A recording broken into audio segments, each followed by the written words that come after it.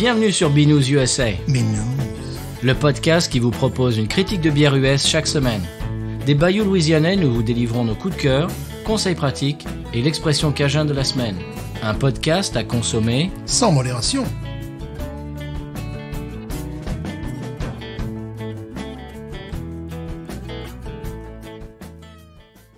BNews USA is part of the Podcut family of podcasts. La vie est trop courte pour boire de la bière insipide. Binous USA épisode 207. Moi, c'est Patrice. Moi, c'est Stéphane. Bonjour, monsieur Stéphane. Ça va bien. Pour nos auditeurs, s'ils ont lu le sujet et le titre de l'émission, on va boire une bière très très connue mondialement, Oui. mais on va pas la boire tout seul. Non. On a un invité de marque. Ah bon? Oui, monsieur. Mais qui était... Mais écoute, c'était Creepers. Alors, on a déjà reçu son acolyte Rhône, qui est, c'est un petit peu les Tango and Cash du podcast français. Ok. Peut-être même les John Matrix et Bennett. Alors, je vous laisse décider qui est John Matrix, qui est Bennett. Et si vous n'avez pas, Non. et si vous n'avez pas compris les références, Non. Je ne laisserai personne choisir ça, moi. Non. eh bien voilà, vous venez de l'entendre. C'est monsieur Creepers. Comment ça va, Creepers? Ça va très très bien. J'ai vécu plein de péripéties pour venir jusqu'ici, mais je suis là. Et je suis content d'être là. Et tu as un pouce flou. Et j'ai un pouce flou, il y a tout est contre moi aujourd'hui, ce soir. Voilà, j'ai combattu la SNCF et tout, voilà, pour arriver jusqu'à Binous USA. Alors, je suis pas arrivé jusqu'aux USA, il vaut mieux avec la SNCF. Mais en tout cas, je suis bien là et je suis content d'être là. Eh bien, écoute, on est vraiment très, très heureux de t'accueillir. Comme j'ai dit tout à l'heure, on avait reçu ton acolyte Rhône, qui fait partie de VHS et Canapé. Et je suis un petit peu dans mes souliers. Vous n'avez pas entendu l'intro, mais j'ai dû m'y reprendre à 2 fois. Parce qu'aujourd'hui, je suis un petit peu impressionné parce que Creepers, c'est une des personnalités de mon podcast préféré, VHS et Canapé. C'est gentil. C'est un invité pour moi très important que j'avais envie d'avoir depuis très longtemps. Creepers, pour les 3 personnes qui ne connaissent pas VHS et Canapé, tu peux nous expliquer un petit peu? Alors je pense qu'il y a plus que 3 personnes. Je suis toujours étonné qu'il y ait du monde déjà qui nous écoute. Ça me fait plaisir. Ton introduction me fait beaucoup trop plaisir. Il n'y a pas de quoi être nerveux face à des gens qui regardent des films de Steven Seagal et de Chuck Norris. C'est beaucoup trop d'honneur que tu me fais. Mais voilà, c'est très très gentil en tout cas. Je suis très content d'être là parce qu'en plus tu es déjà venu discuter un petit peu sur nos ondes, donc on sait que tu aimes ce type de cinéma, donc je suis content, et tu aimes aussi la bière, donc tu es toujours la bienvenue sur les ondes de VHS et Canapé, et du coup, je parle tellement, j'ai dit à ma femme, il faut pas que je parle de trop, j'ai déjà oublié ce que tu m'as demandé. De présenter VHS et Canapé. Ah, VHS et Canapé, c'est vrai, pour les quelques auditeurs qui ne connaîtraient pas ce podcast, donc dédié au cinéma de bon goût, puisque la base de VHS qu'on avait créée avec Bilou il y a maintenant plus de 6 ans, c'était de parler vraiment d'un cinéma qui à l'époque n'était pas, je trouve, en tout cas beaucoup représenté dans l'univers du podcast, c'est-à-dire la série B, principalement d'action au départ, le cinéma de Van Damme, de Steven Seagal, de Chuck Norris, la Canon, la Carolco, etc. Donc vraiment le cinéma d'action qui tâche un petit peu. Alors on avait vraiment la volonté d'aller de la série B de Vidéo Club jusqu'aux gros blockbusters, donc vraiment les trucs beaucoup plus connus, même si on essaye globalement de traiter des sujets qui sont pas forcément traités tout le temps. Là, on fait pas forcément uniquement que des gros films, mais on tente des dossiers un petit peu plus de niche, on va dire. On voit que ça plaît en tout cas. Et donc on parle de tous ces films-là, on parle aussi de cinéma d'horreur, on parle aussi de temps en temps de comédie, donc on essaie de varier de plus en plus. Mais c'est vraiment l'esprit série B principalement qui est représenté dans VHS et Canapé. Absolument. Alors vous avez des gros dossiers. Moi, c'est ce que je préfère. C'est un des concepts que vous avez que je préfère, les gros dossiers, genre de 3-4 heures sur soit un réalisateur, soit un acteur, etc. J'aime beaucoup quand vous débattez là-dessus. Il y a également Scoring, qui est sur les bandes son de films. Tout à fait. Il y a également Émotion et Canapé, qui est un concept, je crois, que Rhône a lancé il y a pas longtemps. Ouais, c'est Mireille Dumas en fait, c'est le principe de Mireille Dumas du cinéma B. C'est assez particulier, mais j'ai tout de suite accroché à son système parce qu'il invite quelqu'un pour vraiment parler d'une séquence très particulière dans un film qui a marqué du coup la personne qui est invitée, parce que souvent il a des qu'un invité, même si des fois il commence un petit peu des fois à alterner sur un épisode solo où il va vraiment revenir sur une scène vraiment qui l'a marqué dans un film, et parfois donc il va discuter avec un invité et ça peut parfois être particulièrement touchant. D'ailleurs, c'est comme ça qu'on avait à l'époque repéré Nico, qui est un de nos comparses sur VHS. Il avait fait un épisode sur la vie de Walter Mitty. On avait été assez marqués par ce qu'il avait fait. Et ça peut être parfois touchant, parfois déroutant, parfois rigolo. Et c'est un concept qui est plutôt sympa. Mais ouais, scoring aussi, donc la musique de film avec un petit peu de jeu vidéo. Puis il y a trop de trucs en fait. Et il y a également C'est à louer près de chez vous. Et c'est là que je m'étais invité Tout à fait. pour parler de True Romance. Ouais, c'est un peu ton commando à toi. C'est exactement. Dès que tu peux le placer, tu le mets. Quoi. À chaque fois. Absolument. Et donc voilà, c'est un petit peu toutes ces émissions qui sont qui se retrouvent un peu sous l'ombrelle, comment dirais-je, Stéphane, aide-moi. Sous le paravent. Sur l'égide. Voilà. Voilà. La raison, c'est plus un paravent, parce que vu le nombre d'émissions, parce qu'il y a aussi une émission sur le jeu vidéo qui s'appelle Screenplay. Enfin voilà, il y a vraiment, on essaie vraiment de. Ouais, c'est vaste, on s'interdit rien en fait, tant qu'on s'amuse, on s'interdit rien. Et c'est vraiment cet esprit VHS et canapé, cette camaraderie que j'aime beaucoup. J'ai l'impression, on nous dit souvent, nos auditeurs nous envoient des retours sur les réseaux en disant qu'en nous écoutant, ils ont l'impression d'être avec des potes. Moi, c'est la même chose quand je vous écoute. J'ai l'impression de passer un moment avec des amis et c'est vraiment une bonne ambiance. Je conseille vraiment ce podcast, absolument. Merci. Alors, on dit souvent que notre podcast Binous USA vend des bières. Il y a beaucoup de gens qui ont été inspirés à boire, par exemple, je ne sais pas moi, c'était quoi ? C'était la Duvel Citra, etc. Celle-là, ça fait le tour du monde quasiment. Je l'ai goûté grâce à vous, celle-là. Voilà. Je fais partie des gens qui dépensent trop d'argent dans les bières à cause de vous. Justement, la fin de ma phrase, c'est que vous m'avez vendu des films que j'avais manqués pendant mon adolescence. J'étais fan de Stallone, de Schwarzenegger, mais j'avais manqué quelques films de leur filmographie à l'époque. Je sais pas pourquoi. Je devais être trop jeune ou j'ai pas pu aller au ciné. Enfin bref. Et donc je les découvrais un peu sur le tard en vous écoutant. Et c'est vraiment appréciable. Je rattrape un petit peu le temps perdu. Merci encore. J'avais une question pour toi. Quelle est ton histoire avec la bière ? Alors, est-ce que parce qu'on est tous à des endroits différents de notre cheminement, c'est-à-dire il y en a qui sont qui démarrent, je sais pas moi, qui boivent de la Corona et puis qui se disent tiens, il y a peut-être autre chose que la Corona. Et puis des gens qui, comme Stéphane, boivent des bières un petit peu plus recherchées depuis des décennies. Tu en es où toi ? Alors moi, je suis loin de la décennie. Je me considère encore un peu comme un noob au niveau de la bière et à la limite je crois que ça correspond à peu près à votre début, je pense, parce que je crois que par vraiment un gros hasard à un moment donné, moi j'étais très, surtout au niveau des apéros, enfin moi j'habite en Lorraine, en France donc, et moi, c'est beaucoup le picon avec la bière. Oui, à la base, c'était le picon bière avec un peu de citron, etc., etc. Ou alors, je buvais aussi pas mal de whisky. Enfin, pas mal. Je me saoulais pas la gueule au whisky, mais j'aimais bien boire un bon whisky de temps en temps, du whisky japonais, etc. Et à un moment donné, je sais vraiment plus pourquoi, je me suis dit, tiens, les rayons de bière augmentaient de plus en plus et j'ai commencé à m'en prendre de temps en temps, des un peu plus exotiques qui présentaient... Un peu comme les VHS ou les jeux vidéo, je fonctionnais à la jaquette. C'est-à-dire qu'il y avait vraiment des bières qui avaient des belles images, etc. J'ai fini par goûter. À un moment donné, je me suis dit, tiens, il doit bien y avoir un podcast sur la bière, quoi, qui pourrait peut-être m'aider à trouver des trucs, à goûter d'autres trucs. Et j'ai fini par tomber sur vous. Et c'est un peu comme ce que tu as décrit tout à l'heure, c'est que j'ai tout de suite ressenti ce côté pote qui parle, et pas des gens qui se sont rencontrés depuis 2 jours. On a vraiment cette sensation de personnes qui s'apprécient déjà beaucoup et ça fait énormément. Au pire, même si la bière que je goûtais était dégueu, je passais un bon moment. C'est-à-dire que vous m'aviez convaincu de goûter cette bière, après vous m'auriez eu et puis tant pis.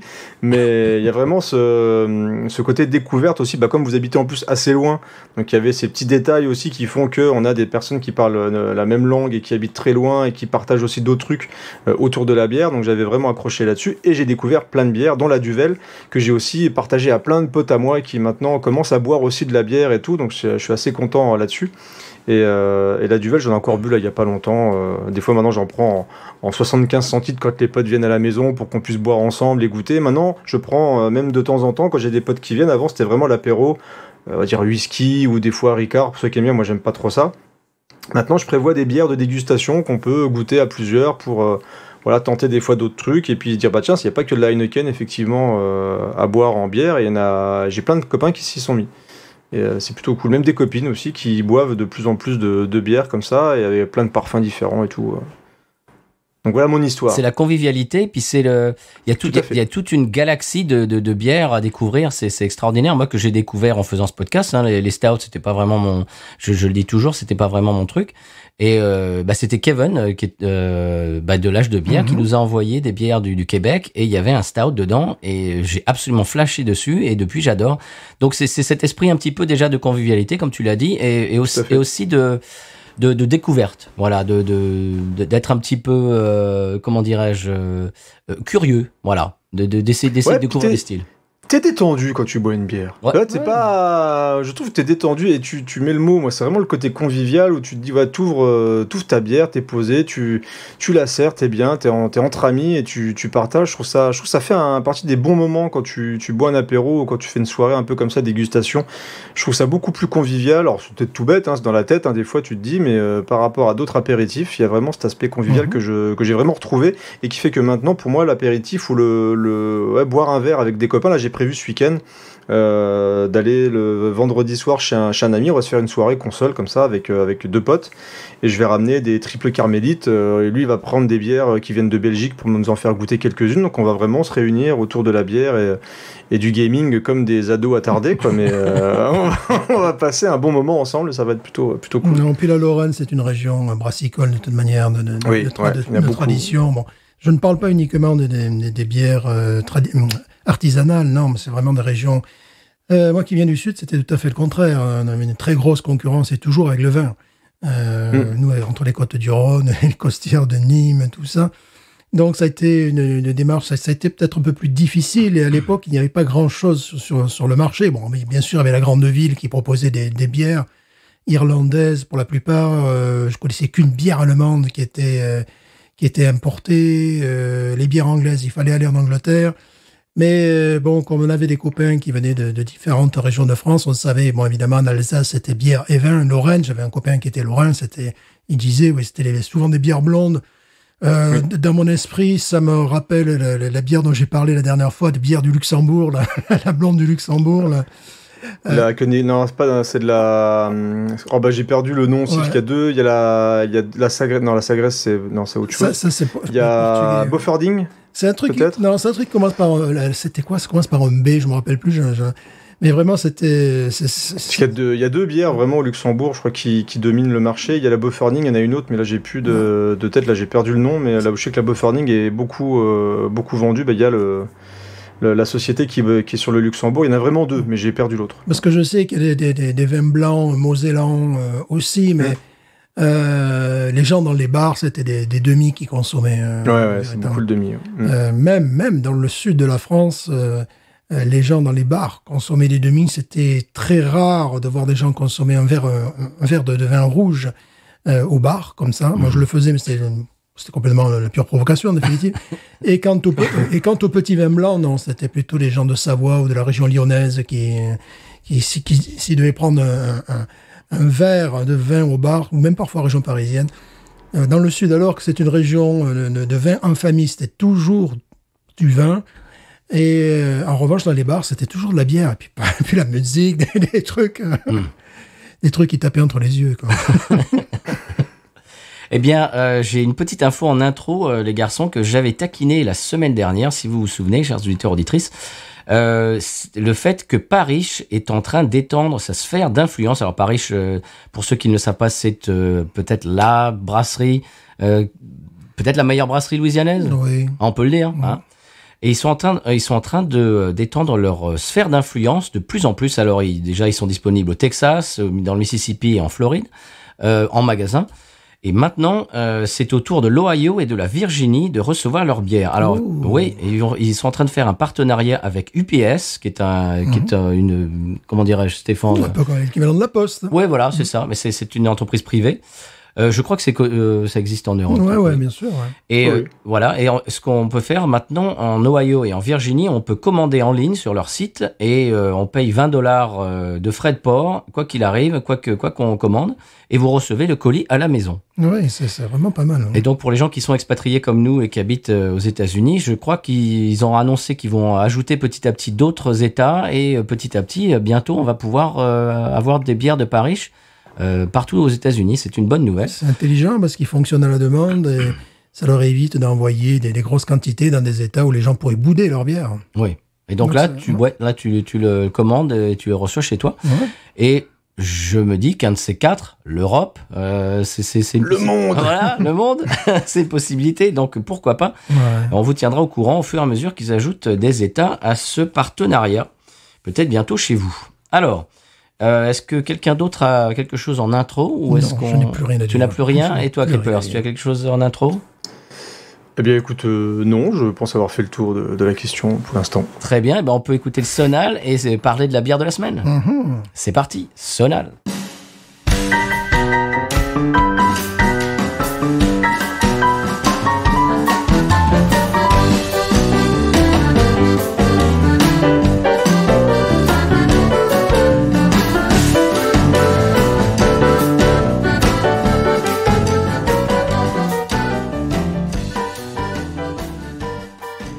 Alors après ce Sonal louisianais, une bière qui ne l'est pas. Là, si vous avez lu le titre de l'épisode, vous savez de quoi on parle cette semaine, c'est la fameuse Delirium très mince. Mhm. Alors savez-vous les garçons d'où vient le nom? Eh bien, non. L'excès d'alcool, quand elle a la maladie, voilà, c'est-à-dire que Bah c'est ça, c'est les symptômes de manque quand on arrête de boire de l'alcool. ça m'arrive, c'est-à-dire tu vois des éléphants roses comme sur la, comme sur la canette, et puis voilà, puis tu... Alors il paraît que ça se manifeste par des tremblements, Ouais, de la confusion, je suis pas du tout... voire des hallucinations. Des hallucinations, voilà. Si tu as des éléphants roses dans ton appartement, C'est ça, ou alors tu sais que tu prends autre chose. voilà. Alors c'est une bière belge, bien sûr, tout le monde le sait. Oui. C'est le porte-drapeau de leur gamme, voilà, c'est la normale qu'on boit aujourd'hui. Mhm. Elle fait 8 degrés 5, quand même. Ouais, je me rappelais. Avec un ABU de 24,5, c'est précis. Voilà. Et alors, je vous lis une traduction de leur site internet à l'aspect. Alors, l'aspect, c'est blond pâle. On va voir ce qu'on en pense. Carbonation fine et régulière. On vérifiera. Une mousse blanche et fine également. Tout est fin pour l'instant. Les arômes légèrement maltés. Ouais. Une petite touche d'alcool. Et également des arômes épicés. Ouais. Voilà. Et pour le goût, c'est une explosion d'alcool en bouche. Bon. Moi, je serais eux, je m'en fâterais pas, mais bon, d'accord. Alors, la langue et le palais se réchauffent, paraît-il. Parfait. Une rondeur en bouche caractéristique. Et en fin de bouche, une fin de bouche forte, longue et sèche. Mhm. Alors, je vais finir la description en disant qu'ils utilisent 3 levures différentes. Ouais. Et c'est à peu près tout. Et voilà. Ah. Attends, je fais une photo. Je peux vous dire, j'ai pas mangé grand-chose. Oh là là. Je viens de me rappeler qu'elle était forte. Je pense que je vais finir l'émission par terre, Tu peut-être. nous le refais Après un speech pareil, c'était obligé. Magnifique. Vous aurez la photo sur le réseau. Eh bien voilà, les garçons, je crois qu'on a le même format. C'est une bouteille Tout à fait. en grès, on dirait. Hein. Mhm. Ouais. C'est bien. 330 millilitres. Voilà. Voilà. Alors, je vais vous expliquer un petit peu la brasserie avant qu'on l'ouvre. L'historique de la brasserie. Oui. Alors bon, sur leur site, il y a tout un tas de trucs qui sont rédigés un peu bizarrement. Il a fallu que je fasse un petit peu des coupes sombres. Mais alors, ils nous disent que les activités brassicoles à Melle, en Belgique, débutent en 1654. Nous y étions. Bon, c'est pas eux, hein. Oui. On s'en rappelle. Ouais. Alors, J'imagine que non. il y a quelqu'un qui a dû brasser une bière en 1654, 1654, voilà. Ouais. En 1906, Mhm. Léon Huyghe, Mhm. voilà, achète la brasserie de Melle qu'il renomme Brousseridge Mouteridge des Appels. Donc on sait que c'est pas la Belgique francophone. Voilà. Alors bon, je le remercie pas, hein, il aurait pu l'appeler Robert, ça m'aurait arrangé. Ouais. Mais bon, voilà. Brousseridge Mouteridge des Appels. Oui, donc voilà, c'est pas, on n'est pas dans le francophone. On maîtrise. Peut-être déjà t'es courageux, tu l'as fait 2 fois. Déjà. Ouais. Je me disais peut-être la deuxième avant fois. la bière. Ouais. Voilà. Fait avant la bière. Je me disais peut-être la deuxième fois, ce sera On mieux, va se mais faire non, vilipender. toujours pas. Alors, construction d'un nouveau complexe en 1936, Bien voilà. sûr. Et en 1988, la Delirium très mince est née, donc la bière que nous buvons Ah d'accord, aujourd'hui. c'est assez récent. Ouais, elle est née le 26 décembre 1988. D'accord. En 1997, elle était nommée meilleure bière du monde, monsieur. Oui. Oui. Voilà. The world. Voilà.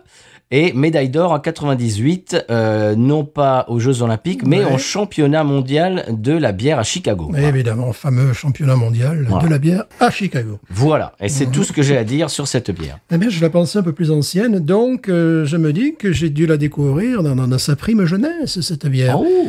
Bon, moi, ça fait bien un quart de siècle, même plus, que je ne l'ai pas bu. Ah. C'est pas faute de l'avoir, parce que de temps en temps, on la voit, elle prend un peu la poussière dans quelques supermarchés locaux.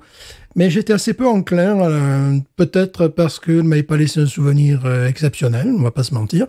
Parce que, bon, par rapport au Chimay, Duvel, Rochefort, tout ça.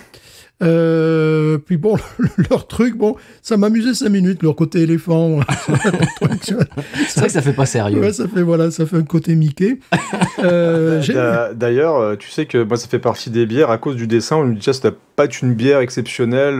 J'avais même toujours peur d'avoir une bière un peu fade ou qui misait tout sur peut-être même des goûts de framboise ou des trucs comme ça. Donc, je l'ai goûté, je crois, assez tard aussi, celle-là. Oui, c'est vrai que ça fait pas sérieux. Ça fait, ouais, il y a ce côté-là. Maintenant, ils ont étendu leur gamme, je crois. Donc, tu connais un peu plus les autres bières de leur gamme que je ne connais pas. Il y a la rouge. Il paraît qu'elle est très bonne. Ouais. J'en ai acheté une l'autre jour au détail. Je la goûterai bientôt. Ou peut-être on peut la goûter. Plus alcoolisée. Je ne sais pas. Ouais. Je ne sais pas du tout. Celle-là, je l'ai découverte il y a très peu de temps. C'est une des dernières fois où on est allé dans ce magasin qu'on ne nommera plus parce qu'on le nomme tout le temps et puis qu'on n'est pas sponsorisé. Et puis que bon, quand même. Voilà. Mais oui, je l'ai acheté il y a pas longtemps. Je l'ai goûté. Et voilà, je réserve mon avis. D'accord. Et toi, Creepers, tu la connais? T'as pas l'air emballé quand même. Ah, bah, non, je dis rien. Je dis rien. C'est Stéphane qui n'a pas l'air emballé. Ouais, non, j'ai oublié. Donc peut-être ça va être une très bonne bière. C'est des retrouvailles avec toi, Stéphane. Ouais, ça va être des retrouvailles. Mais si je me souviens bien, à l'époque, elle était noyée parmi les Duvel, les Chimay, les Trappistes Rochefort et d'autres bières dont j'ai oublié le nom, que je n'ai plus réussi à trouver. Et voilà, quoi. C'était un amusement, si je me rappelle. Voilà, mais pas marqué outre mesure, mais peut-être avec tort. Eh ben voilà. J'étais jeune à l'époque. Tu lui redonnes sa chance. Voilà. Et toi, Creepers, tu la bois? Tu la bois en ce moment? Écoute, j'ai dû la boire parce que le verre de mémoire, c'est un verre que j'ai eu quand je faisais une animation sur un stand au Luxembourg, parce que j'animais un truc pour mon magasin. Et il y avait, vous auriez été, je pense, hyper heureux là-dedans, parce qu'il y avait un hall entier dédié à la bière. Wow. Ils l'ont fait qu'une année. Je suis pas rentré chez moi dans un état qu'il fallait, mais je suis revenu avec plein de verres, parce que du coup, t'avais la consigne à 1 € pour le verre. Et ça coûtait vraiment pas cher. Du coup, j'ai plein de super beaux verres que j'ai pris avec différentes bières. Donc j'ai dû en boire, mais pareil, j'ai pas un souvenir. Je regarde pas un méga souvenir en fait. J'avais ramené un beau verre de Quack. Je me rappelle de la Quack que j'aime bien. Mais la Delirium, moi, elle me laisse pas de grands souvenirs. Pareil, ça sera aussi une redécouverte. Je me rappelle le nom de la bière luxembourgeoise, c'était la Batin. Exactement. Voilà, la Batin. Ah, bah c'est celle-là dont tu parlais l'autre jour. Oui, évidemment. Que tu veux goûter la Batin. Voilà. C'est la Batin. Voilà. Donc je suis le seul des trois qui ait bu récemment de la Delirium très basse. Oui. Tout à fait. Eh ben très bien. Et je veux le dire, on s'en est parlé hors micro, mais je suis très très jaloux de ton verre, Creepers. Il est beau, hein? Il est très beau. Voilà, il y a un bel éléphant rose. Voilà. Donc, je le remonte parce que ça sert strictement à rien, mais j'ai un bel éléphant rose sur mon verre et j'étais content quand j'ai vu que je l'avais. J'ai dit, il va être... J'ai pas passé pour un naze. J'ai le verre qui va avec et tout. Moi, je pense que la dernière fois que je l'ai bu, c'était le 2e septembre de Mitterrand. Ah, peut-être. À l'époque de Louis-Philippe, là, tu vois. Bravo, monsieur, bravo. Voilà. Donc, c'est pour dire... Je crois que l'éléphant, ça vient de Hannibal. Il y a une connexion entre... Je ne sais pas. J'ai cru lire ça, si quelqu'un le sait, ou alors ça peut se trouver sur Internet. Mais, bien sûr. Mais c'est vrai que ça fait pas très sérieux quand même. Ouais, c'est toujours bon. Voilà. Ça fait un peu Mickey, quoi. Bon. Ça fait, il y a une espèce de décalage. Mais moi, ça m'a toujours repoussé, en tout cas à l'époque. C'était pas la bière qui m'attirait à cause de... Moi qui suis beaucoup à la jaquette, là, j'y allais pas forcément avec... Ça fait un peu bière qui te dit, là, tu vas te bourrer la gueule. Ouais, c'est pas faux. Tu vas te bourrer, mon gars, viens. Ça fait un peu ça. Bien avec moi. Ça fait un peu ça, bon. Bah surtout le nom, je trouve ça... c'est un petit peu comme un plat qui s'appelait crampes d'estomac. Je trouve ça un peu dommage. C'est un petit peu bizarre. Mais bon. La grosse cuite. Ouais, allez, on y va, on la roule. Oui. Après en avoir parlé. Ben voilà, donc... Allez. Donc ce sont des bouteilles. On y va. Et des bouteilles qui ne laissent pas passer Ah merde laisse pas passer. Qu'est-ce que t'as fait? Elle me coule dessus. Oh, bah alors. Ça peut arriver. Mais quelle indignité! Oui. Ça peut arriver, ça. C'est un accident de cuisine, ça s'appelle.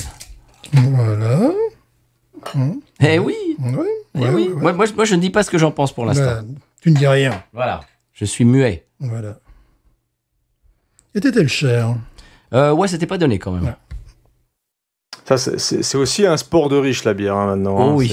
Avec certaines bières, oui, tout à fait. Ouais. Surtout l'importation, c'était quoi? C'était la triple carmélite d'autrefois? Ouh là, oui, $24 les 4. Ouais, là, c'est un sport de riche. Ouais. Ah ouais, tu vois que chez moi, elle était pas chère. Il y avait une belle promo. Je l'ai payé, coûte les 3, 9 €, un truc comme ça. Donc, c'était pas. Ouais. Ouais, Nous, c'était 24 les 4. Ouais, c'était... Ah oui, effectivement. Donc, bon... Alors, au nez, bon, c'est bonbon belge, levure belge. Pour l'instant, donc, j'en ai en bouteille, donc oui. Ouais, mais... J'aime bien l'odeur. Moi, j'aime bien l'odeur. Ouais, moi aussi. Il y a quelque chose d'un peu... un peu plante, un peu vert, qui me rassure, d'ailleurs. On y va? Oui. Mais attends, mais Stéphane, fais ça devant le micro. Je vais le faire en canon. Ça mousse. Ça mousse bien. Ouais, Vas-y, Stéphane. prévisible. Ah, attends, excusez-moi. Du Château La Pompe, Lockport, USA.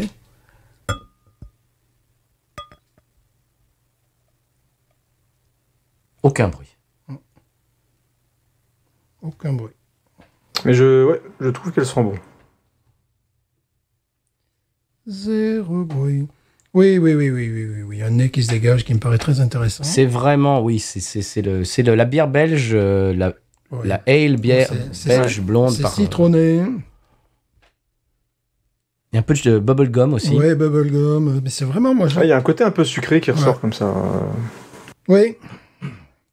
Dans le premier instant, j'ai senti vraiment quelque chose de très citronné. Puis après, effectivement, il y a un petit peu cette chaptalisation. Quel houblon ils utilisent? Ils n'utiliseraient pas ils me l'ont pas dit. Ils n'utiliseraient pas du Saz transformé parce que ça pourrait tout à fait faire ça. Tu sais que Ils me l'ont pas dit.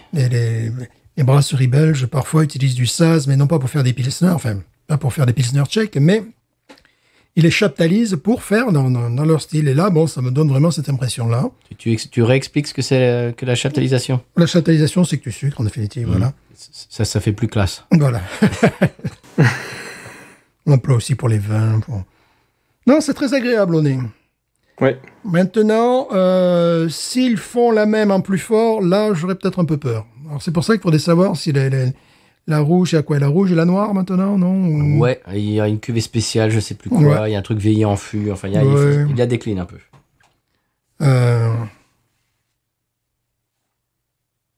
Bon, ça paraît très honnête, évidemment. Attendez, il faudrait savoir si cette bière est bien en Belgique, bien évidemment. J'ai peur ce qui nous nargue avec son verre. Ah, ben voilà. Ah, comme il est beau, mon verre, Delirium. Parce que lui, toute la bière rentre dans son verre. Tout à fait. Alors que nous, on a du mal. Oh, si, nous, on va y arriver. On va y arriver. Alors, les arômes, je relis les arômes. Légèrement maltés, est-ce que vous le sentez? Oui. Petite touche d'alcool et épicé. Beaucoup de touches d'alcool. Épicé. Après l'avoir bu, peut-être. Épicé, ouais, pas trop. Moi, je sens plus quelque chose de rond et d'assez sucré comme ça. Ouais, moi aussi, ouais. Épicé, pas trop au nez, pour l'instant, je suis d'accord. Il y a vraiment de bonbons belges, Ouais, bonbons bubblegum, belges, oui, ouais, c'est ça. Vraiment, on est dans le... du chewing-gum. Ouais. Tu sens le chewing-gum, Crepers? Bah, c'est peut-être ce côté sucré qui revient. Il y a un peu le côté friandise. C'est ça, c'est exactement ça. Ouais. Qui est, bon, maltais, effectivement, il y a le côté maltais. La couleur est dorée, Julien Doré. Ouais, tout à fait, elle est bien dorée. Ouais. Julien Doré qu'on salue puisqu'il est alésien. Ah. Voilà. C'est un enfant du Et pays. je l'ai vu en concert il n'y a pas longtemps et c'était très bien. Et tout le monde l'a vu en concert, c'est ça. J'ai un cousin qui est allé le voir en concert dans les arènes de Nîmes, là, à Niagara. C'était une vraie surprise parce que je suis allé avec ma femme qui voulait y aller. Moi, c'était pas de base ce qui m'attirait le plus, même s'il y a quelques musiques que j'aime bien. Mais j'ai passé un super moment. Enfin, c'est un vrai showman et un vrai spectacle. Et vous l'avez vu où? On n'a pas encore bu. Et je confirme qu'il n'avait pas bu encore. Voilà. Au Luxembourg, il y a beaucoup de belles choses au Luxembourg. Parce que du coup, moi, je travaille au Luxembourg et il y a énormément de... En mec, c'est plus rock. Ah, d'accord. En général, rock, metal, etc. Il y a énormément de gros artistes qui passent au Luxembourg. Ah, ça, c'est intéressant parce que là, on n'avait absolument aucune idée, quoi. D'ailleurs, on salue nos auditeurs. Si vous écoutez du Luxembourg, on vous salue. Tout à fait. Je suis allé une fois. Bonjour les Luxembourgeois. Voilà. Je suis allé une fois au Luxembourg en passant pour voir à quoi ça ressemblait, tu vois, c'était par curiosité. On a toujours dans ma chasse des micro-États, tu vois. Ouais. Et voilà, ce que je connais, c'est la jeunesse Esch et c'est le club de foot, moi je connais, du Luxembourg. Oui, bien sûr. Tout à fait. Le contraire nous aurait étonné. Voilà. On y va les garçons ? Mais oui. C'est parti.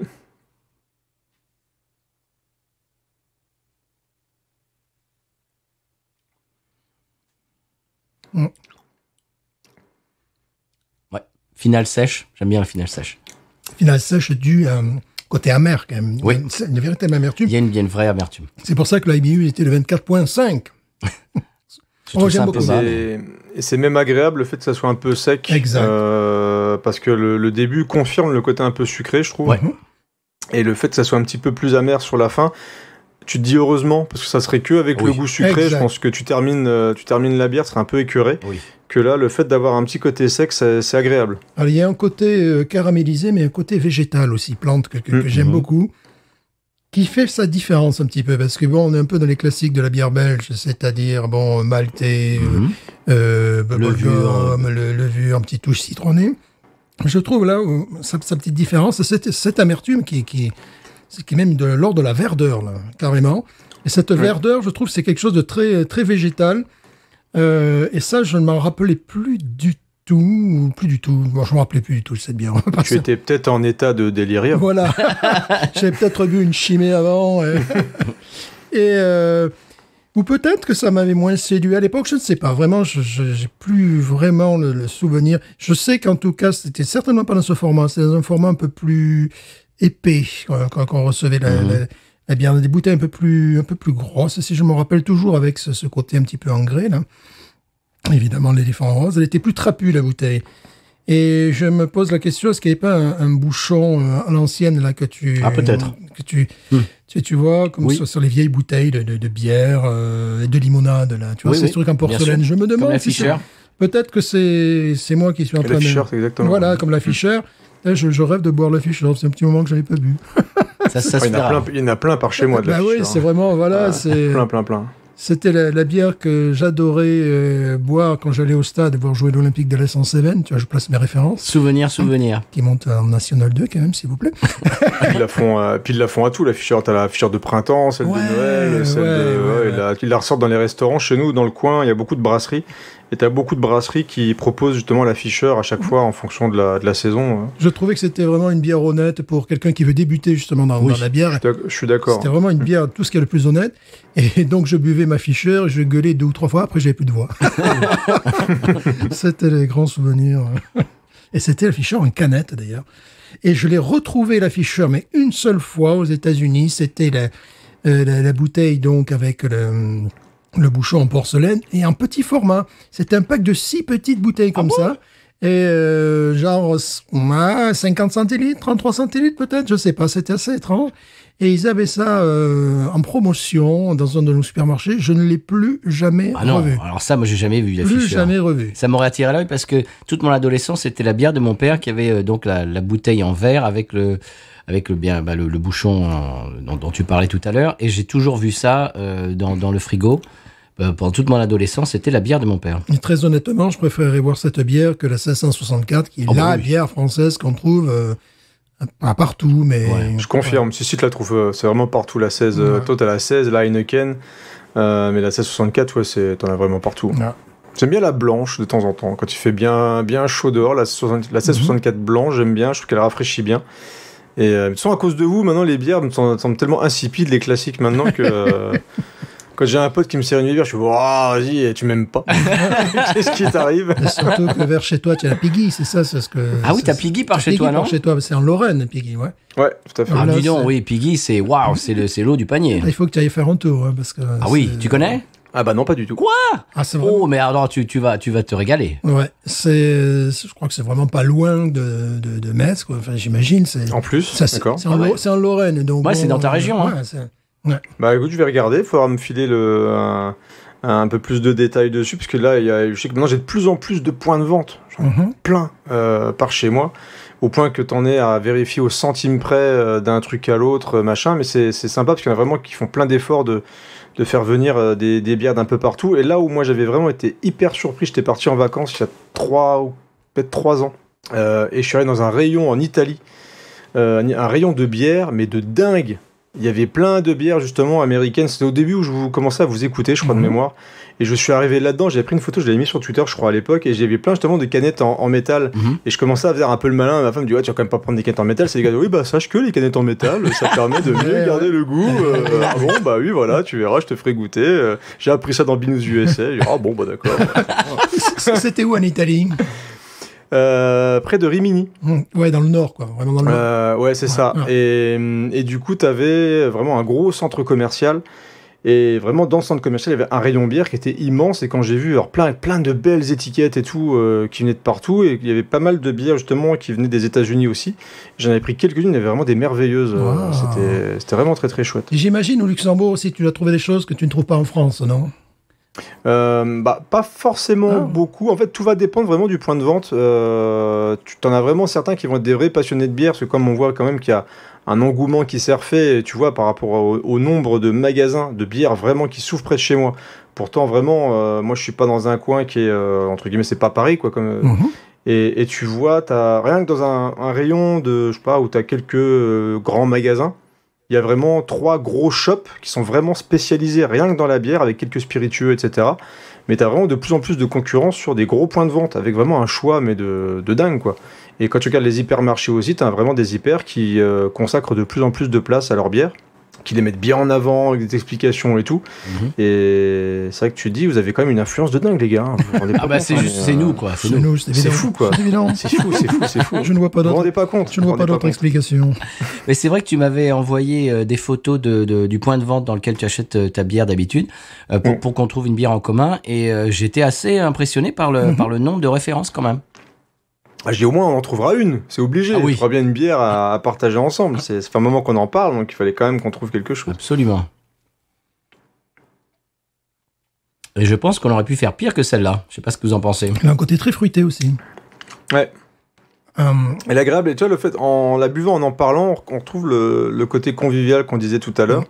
C'est le fait qu'on peut échanger de tout et de rien en buvant juste sans s'en rendre compte. C'est ça. Donc la preuve qu'elle est bonne et qu'elle n'est pas écœurante et que tu y reviens assez facilement sans t'en rendre compte en fait. Ça, on en parle souvent. On voit ça avec Stéphane quand on déguste une bière qui est vraiment bonne. On est vraiment impressionné par la bière et ça nous rend plus loquace, j'ai l'impression. On est plus enclin à sortir des anecdotes, à partir dans des je sais pas moi, dans des discussions que... Je trouve que c'est très intéressant d'un côté fruit rouge, mais pas un fruit rouge comme on peut avoir ici, naturel, mais un fruit rouge un petit peu confit, un petit peu accompagné justement de ce côté sucré, un petit peu plus fruit confit rouge, tu vois, quelque chose comme ça qui est... et surtout, elle est vraiment très agréable en rétro-olfaction, parce qu'il y a parfois des bières qui... tu sens tous les défauts, et là, au contraire, tu as toutes les qualités. Elle est très agréable, elle est... je l'avais complètement oublié, c'est dommage, c'est vraiment dommage. Non, c'est bien, parce que du coup, tu redécouvres, je trouve ça, c'est bien. Je l'avais totalement oublié. Moi, je la trouve mal aimée, malheureusement, peut-être qu'elle souffre de la comparaison avec celle que tu as citée tout à l'heure, les Rochefort, les Trapiès Rochefort, les Duvel, les peut-être parce qu'elle est plus herbeuse, plus... je pense qu'à l'époque, c'est peut-être ça qui j'avais dû me dire oui, c'est sympa, mais le côté un petit peu herbeux, un petit peu végétal. Et je pense que c'est une histoire d'image de marque aussi, parce que les autres, les autres, c'est trappiste, la tradition et tout, et eux, ils te mettent un éléphant rose. Et ce que j'allais dire, c'est peut-être l'image grand public aussi, qui ressort un peu de l'étiquette, et du côté un peu, voilà, bière pour picoler, entre guillemets, qui ressort de l'étiquette, qui fait que il y a peut-être des a priori qui font que voilà, on en parle très très peu ou qu'on n'a pas forcément envie de la mettre en avant. Je pense qu'à l'époque aussi, j'avais le palais qui était moins préparé à des choses un petit peu vertes comme ça, parce qu'elle a quand même un IBU assez prononcé. Elle a quand même une certaine amertume. Oui. Et je pense que mon palais n'était pas préparé, parce que bon, depuis, évidemment, ici, avec les houblons, avec les West Coast IPA et compagnie. Oui, survitaminé. Voilà, survitaminé. Je crois que mon palais a dû faire 2 fois le tour de la planète maintenant, donc ça va, quoi. Ce qui fait que ça ne veut pas. Mais non, c'est très agréable. C'est une très bonne bière. C'est une très bonne bière. Oui. Est-ce que j'en rachèterai? Ah, moi, oui. Je sais pas, il y a tellement de concurrence, tellement de... puis c'est aussi des... Ouais, peut-être en racheter, mais l'hiver. Parce que là, moi, je vois en ce moment, c'est soit les bières locales, soit des lagers, là, que je me suis acheté, des lagers allemandes qui sont absolument remarquables. Ça va très bien avec le temps qu'on a.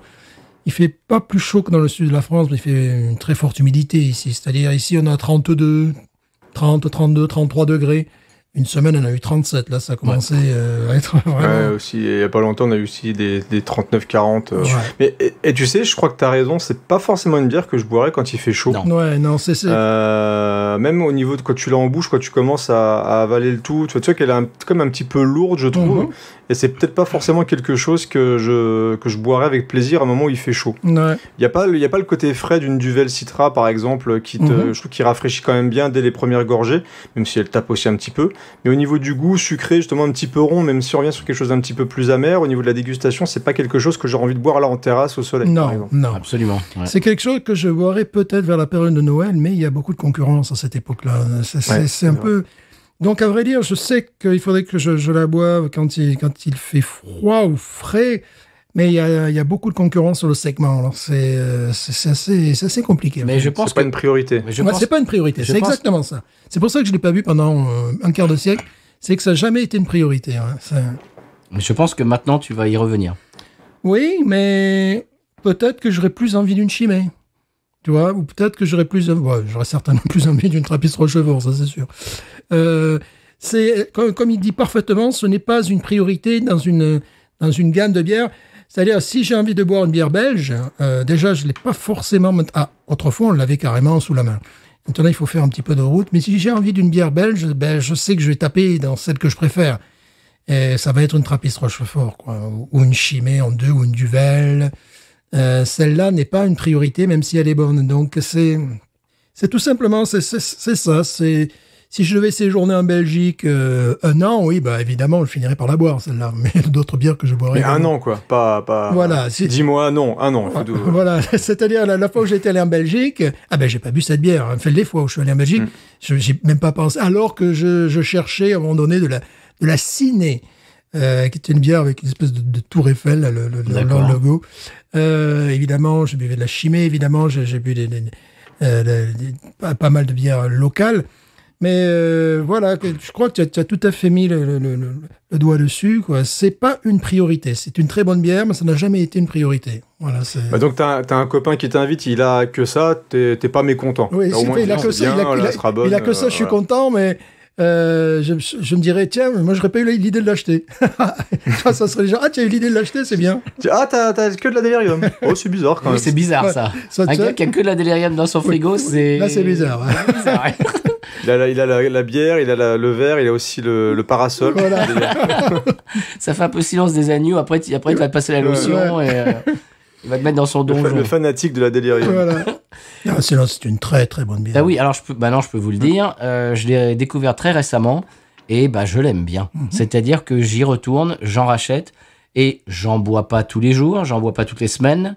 Mais de temps en temps, j'ai cette envie de levure belge, de bonbons belges. Et c'est un moment que je passe avec cette bière. Je m'assois tranquille, je me mets un film ou une série. Je prends un joli verre et c'est une dégustation. Et je comprends, mais ça c'est vraiment... Bien. Elle a toutes les qualités attendues d'une bière belge. Alors pourquoi acheter une copie de bière belge alors qu'on peut avoir l'original, ça c'est clair. Et qu'est-ce que vous mangeriez avec ça ? Moi, je verrais bien des trucs comme du poulet avec des pommes de terre, tu sais, des pommes de terre rissolées, du poulet un petit peu au four. Au four, et voilà, et le poulet aussi, tu vois, un petit peu avec la chair un petit peu craquante. C'est vraiment la première chose qui me vient à l'esprit. Il doit y avoir d'autres choses, peut-être des fromages à pâte blanche aussi. Ça serait pas idiot de tenter ça avec un camembert, tu vois, par exemple. Bien fermier, là. Ouais, parce que on pourrait retrouver des trucs un peu comme elle est assez amère, on peut retrouver des caractéristiques du cidre un petit peu, tu vois. Il y a quelque chose qui pourrait... Je pense que ça irait très bien avec un camembert, ce truc-là. Et toi, Crepers, qu'est-ce que tu mangeais avec ça? Moi, j'aurais dit de la charcuterie, moi, tu vois, j'aurais bien, mais du un petit peu saucisson. de charcuterie, du saucisson, un bon saucisson. Mhm. Je vois bien ça, moi, avec mon verre de délirium. Tu vois, une belle tranche de saucisson, un peu de charcuterie comme ça, avec un petit peu de fromage, justement. Vraiment, on parlait de convivialité, encore une fois, c'est parfait pour partager un apéro avec une petite assiette de charcutes, comme ça. Ouais. Je Complètement. pense que ça serait idéal aussi. Mais je valide le poulet, j'adore le poulet. Donc un bon poulet à la broche, ça serait... Ouais, voilà, un poulet à la broche avec des pommes de terre un petit peu rissolées, un petit peu craquantes. Là, qui peignent dans le jus du poulet. Ouh là là là là. Ouais, je pense que c'est... Ah, on est bien, là, on est bien. Pas de viande rouge, par contre, je ne sens pas avec les viandes rouges. Non, je pense pas non plus. Mais du moins, quand on commence à réfléchir c'est que à la la bière est nourriture, bonne. c'est que la bière est bonne. Et voilà. Voilà. Je tiens à saluer quand même la SNCF qui nous écoute, parce qu'on a parlé de la SNCF tout à l'heure. Tout à fait. Globalement, on dit la SNCF, mais ils font leur boulot comme tout le monde, c'est pas de bol. Ouais. Voilà. Mais disons que je suis là. En plus, demain, il y a les grèves, je ne travaille pas, donc je pense aux autres qui seront en plein dans les grèves aussi, donc c'est... Voilà. Peut-être qu'ils aiment bien la bière. Je pense qu'ils aiment. J'ai un pote qui bosse à la SNCF qui aime beaucoup la bière. Justement, on en boit de temps en temps ensemble. Tu m'avais proposé à un moment la Pirate ou Pilate. Parce que j'ai écouté celle-ci chez lui, par exemple. J'avais vu que tu avais posté ça, ouais. C'était chez lui. Donc, il commence aussi régulièrement. Ça fait un petit moment maintenant, parce que le temps passe tellement vite. Qu'il achète aussi régulièrement. Quand il sait que je vais chez lui, généralement, il fait le plein de bière et puis on se fait plaisir, on fait des bonnes dégustations. Et on fait quasiment que ça maintenant. C'est rare que je sorte autre chose pour l'apéritif que la bière. Je trouve ça tellement cool de se poser, de discuter en buvant un bon verre de bière comme ça. Oui. Absolument. C'est vraiment super. On pourrait presque en faire un podcast. La Pirate, on l'a ici, mais elle est assez chère. Oui, la Pirate est chère ici, ouais. La Pirate est chère. Ouais, pareil, je crois qu'elle est pas trop chère chez nous. Mais en fait, nous, ça monte en prix automatiquement quand on va dans les micro-brasseries. Forcément, on est sur des bières sur des plus petites quantités. On est sur des bières qui sont à 4-5 euros facilement la bouteille de 25, parfois 33 centilitres, mais c'est vrai que tu fais vraiment une sélection, quoi. Donc des fois j'en prends une, après j'en prends plus dès que ça me plaît vraiment. Parce que je sais que soit je vais pas en retrouver ou c'est plus compliqué, etc. Mais on est quand même sur des budgets. Des fois, quand je veux vraiment faire le plein, j'essaie de faire un peu plus attention là, plus à ma ligne qu'au portefeuille. Mais c'est vrai que j'avais vraiment tendance à en prendre vraiment plein et puis à en déguster assez régulièrement. Et puis voilà, c'est quand même des trucs qui coûtent quand même assez cher. Ouais, un petit peu. Alors que nous, ici, c'est presque le contraire. C'est-à-dire que les brasseries, la bière de craft... Locale, oui. Oui, bon, je parle pas des grosses bières industrielles, mais les bières craft sont moins chères que les bières importées. Oui. Ah, c'est dingue ça. Oui. Ouais. Et même, c'est un conseil, par exemple, à Nouvelle-Orléans, parfois, c'est mieux d'aller boire chez le brasseur que dans un bar. Ah oui. J'avais bu c'était à Port Orleans. Port Orleans avec ma fille, on avait dû boire 2 bières chacun, on avait mangé, ça était sorti vraiment avec un prix tout à fait honorable. Après, tu vas dans un bar pourri n'importe où à Nouvelle-Orléans, la bière est beaucoup plus chère. Ouais. Voilà. Donc là, ça peut être aussi un conseil si vous venez à la Nouvelle-Orléans et aux États-Unis, allez directement à la brasserie parce que les prix sont doux. En plus, tu as la possibilité de goûter. Ça rajoute, je pense, un peu au côté convivial, le fait de pouvoir parler avec les gens aussi sur place. Ça doit être aussi sympa de... Poser les questions au gars qui est à la taproom. Voilà, c'est-à-dire, il faut avoir parfois accès, ça dépend des brasseries, il faut quand même avoir accès aussi aux brasseurs, souvent. Parce que souvent, tu as presque en fonction des brasseries, parfois tu peux avoir quelqu'un qui est au bar et qui connaît rien, faut le dire franchement. Ou tu as des gens parfois qui sont... Oh, ça m'est arrivé. Dans les brasseries? Oh, ça peut arriver, ouais. Ou alors tu as parfois des commerciaux, quoi. Tu as le gars, c'est le commercial qui, lui, est de là. C'est bien d'avoir vraiment affaire à la personne ou... Enfin, casser une équipe. En général, tu as affaire à un passionné. Voilà, tu as affaire à un passionné. Oui. Tu sens la différence quand ils parlent déjà. Oui, quand ils sont passionnés. Puis il y en a qui te récitent la leçon et qui... Voilà, là, tu as envie d'être un petit peu comme un mauvais élève provocateur et poser des questions pour qu'il... Ça m'est arrivé. Je suis content que tu nous donnes ça. Ça, c'est le conseil de voyage. J'avais rien cette semaine. Ah ben voilà, conseil de voyage. Crepers, justement, je voulais te poser la question. Est-ce que dans ta région, est-ce qu'il y a des brasseries et est-ce que tu y vas? Est-ce que tu goûtes leur bière à la brasserie? Est-ce que c'est quelque chose que tu fais? Parce que nous, ici, on fait ça très souvent. Oui. Eh ben non, mauvais élève, moi. Non. Le pire, c'est qu'il y en a vraiment pas loin. Il y en a, moi j'habite du coup, plus. Alors je suis entre Nancy et Metz pour ceux qui connaissent. Et il y a rien qu'à Pont-à-Mousson, qui est une ville juste à côté de chez moi, il y a une brasserie, il y en a plein, il y en a vraiment plein dans le coin. Et j'ai jamais fait l'effort d'y aller pour voir un peu comment ça se passait, etc. Il y en a aussi une sur Metz, une bière qui s'appelle le Poison. Qui est une bière qui est très sympa. Oui, voilà, qui est aussi, on parle des fois de titres qui disent c'est pas engageant. Mais par contre, l'étiquette est vraiment jolie. Il y a vraiment des trucs sympas. Ils font plein de styles de bières différentes et c'est aussi pas très très loin. Donc, non, tu vois, la différence, c'est que j'ai un de mes meilleurs potes qui est, par contre, ses parents sont vignerons depuis toujours. Et ça, c'est vachement sympa des fois d'aller voir avec eux justement comment ça se fabrique et le côté. En plus, c'est très familial. Donc, t'as vraiment le côté familial du vin local avec plein de styles de vins différents et c'est plutôt sympa. Mais par contre, aller au niveau de la brasserie, c'est pas un effort que j'ai fait encore, tu vois. Je t'encourage à le faire parce que nous on fait ça souvent. Oui. Stéphane, avec mon épouse, tous les trois. Alors bon, je ne sais pas si ton épouse est cliente de la bière ou pas. Est-ce que c'est le cas? Elle en boit un petit, c'est pas une grande fan le côté amertume, c'est ce qui lui plaît le moins justement dans la bière. J'essaie de lui faire goûter quelques petits trucs. Elle goûte tout le temps. Elle aime bien voir un peu quel goût ça a, etc. Après, je pense que pour la curiosité, ça lui plairait, je pense, d'aller voir. Peut-être des bières acidulées, alors peut-être. Ouais, c'est possible. Après, elle va boire les trucs très classiques rafraîchissants, tu vois, la Desperado, quoi, mais c'est pas... Ouais, ça, c'est même dangereux. Donc elle est au tout début de son parcours, en fait, c'est ça. Voilà, c'est ça. D'accord. Mais elle goûte, elle aime bien les trucs un peu fruités, justement, des fois, je tente dans les magasins de bière où je vais régulièrement, il y a vraiment des bières qui sont des vraies bonnes bières, pas avec le goût trop sucré, trop prononcé, avec vraiment de la purée de fruits à l'intérieur, qui fait vraiment qu'il y a un goût qui est super bon, qui est presque, on parle même presque de dessert. Oui. C'est une bière que tu vas mettre vraiment dans un frigo très très froid, même un petit peu au congélateur avant, et tu dégustes ça vraiment comme un dessert, et c'est succulent. Donc ce type de bière-là, elle est plutôt fan. Elle aime le café ? Elle aime le café. Si elle aime le café, peut-être la diriger vers les stouts aussi, tout simplement. Stout au café, stout au café... Il y a une de vos émissions, je crois que c'est peut-être dans les premières, vous avez goûté une bière au café. Oui. J'ai plus le nom en tête. La rêve. Et je m'étais mis en tête de me trouver une bière au café à cette époque-là. Je crois que c'était le moment où j'étais en Italie. Impossible d'en trouver une. Et ça fait partie de mes grosses déceptions. Là, pour l'instant, j'arrive pas à trouver une bonne bière au café dans le coin. Ça, plus la Ghost in the Machine. Mais tu m'as donné une astuce pour la commander, mais c'est là, quand je vois les photos, je trouve que la bière, elle est magnifique en photo. La couleur, elle est incroyable de cette bière, plus la canette. C'est partie des choses que je rêve de goûter un jour. J'ai bien aimé la description de nos collègues québécois la dernière fois. Ils ont parlé chair de pêche. Oui. Je trouvais ça... Ah non, mais elle est magnifique. Chair de pêche, bon, évidemment, de pêche blanche. Si tu ouvres une pêche et tu regardes la chair, c'est cette couleur-là.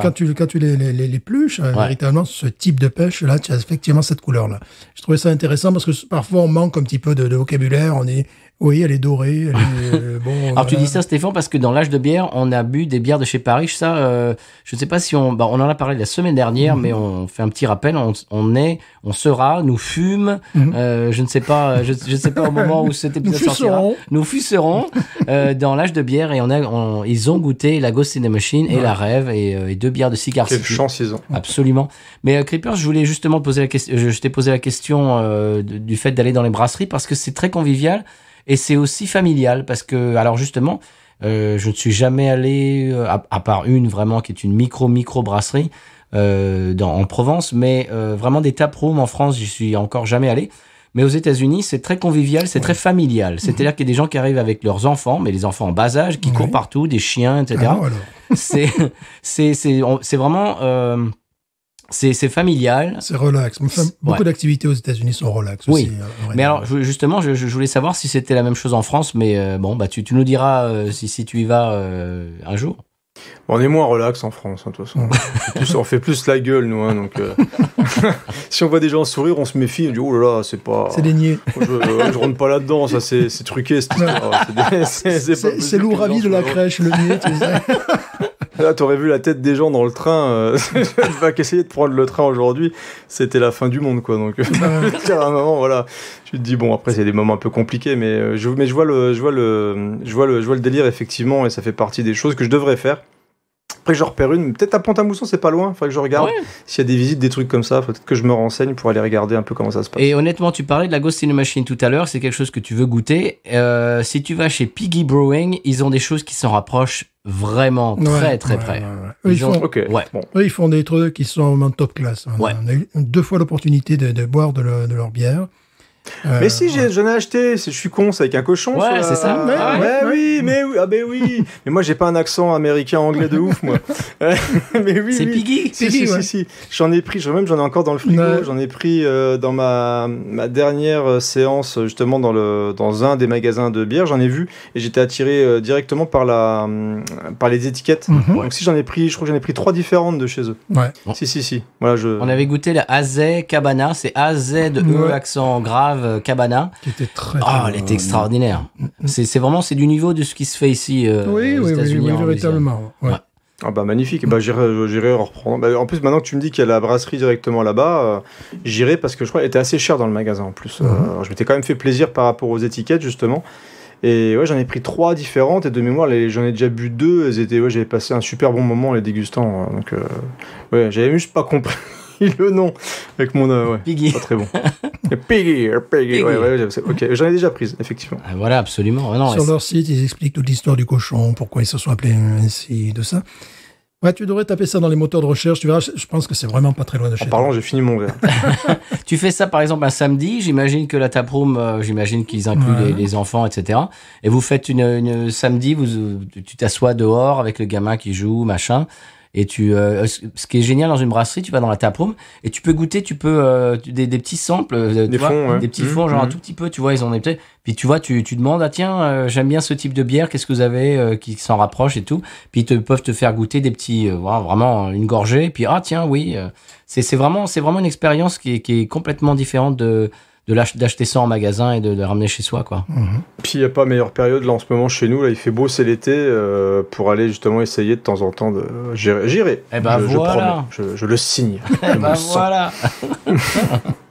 Très bien. Eh ben c'est quelque chose qu'on fait assez régulièrement. Oui, et qu'on va continuer à faire parce qu'il y a quelques brasseries qu'on ne connaît pas. C'est vrai. Il y en a plein. Alors, en Louisiane, c'est la folie. Faudrait qu'on aille à la Nouvelle-Orléans, qu'on fasse 2 ou 3 brasseries là, qu'on n'a pas faites. Ouais. Il y en a plein. Ouais. Il y a, c'est quoi? C'est Second Line. Ouais, Second Line Brewery. Miel, on n'est pas encore allé. C'est quoi il y en a un aussi où vraiment on trouve que leur bière à la brasserie. Zonimash. Non, Zonimash. Brio Carré. Ouais, Brio Carré. Il y en a plein, mais Brio Carré, j'ai l'impression, c'est monsieur et madame qui font leur bière. Ils sont ouverts de 18h à 19h30. C'est ça, il y a 3 tables. Voilà. Et 3 tables, tu t'assois. Ça, je le sens bien, celui-là. Il y a une petite cour et c'est très, très bon. Il faudrait qu'on se fasse ça avant que nous reprenions l'école, car nous n'avons pas le droit de boire dans nos classes respectives. Non, malheureusement. C'est dommage. Quelle idée. Quelle idée. Gamin, c'est orange, répète après moi. Orange. Ouais. Non, c'est cher pêche. C'est cher pêche. C'est pas cher payé. Alors, qu'est-ce qu'on en dit au niveau des Wawarons, les garçons? Wawaron, écoute, je vais mettre 17. 17, moi. Je suis d'accord. 17, c'est parfait. C'est-à-dire que c'est très bon. C'est pas, on n'est pas dans l'excellence, mais on est juste avant l'excellence. Ouais, c'est très bon. Il y a comme dans mon cerveau un encombrement dans ce type de bière, puisque lorsque je veux aller... c'est un petit peu comme les lagers, tu sais, quand je veux aller taper dans une vraie lager, les lagers de deuxième zone, si elles sont toutes là sur l'étagère en même temps, je vais aller vers la meilleure, peut-être pas la meilleure, mais celle qui va me faire le plus plaisir. Ouais. Après, il y aurait que la Delirium comme bière belge dans tout le supermarché. J'ai besoin d'une bière belge. Ça c'est amusant. J'ai besoin d'une bière belge. J'ai besoin d'une bière belge, s'il vous plaît, où est-elle? Donc, on a trop de mal. Donc là, j'irai vers ça, tu vois. J'ai besoin de bière belge.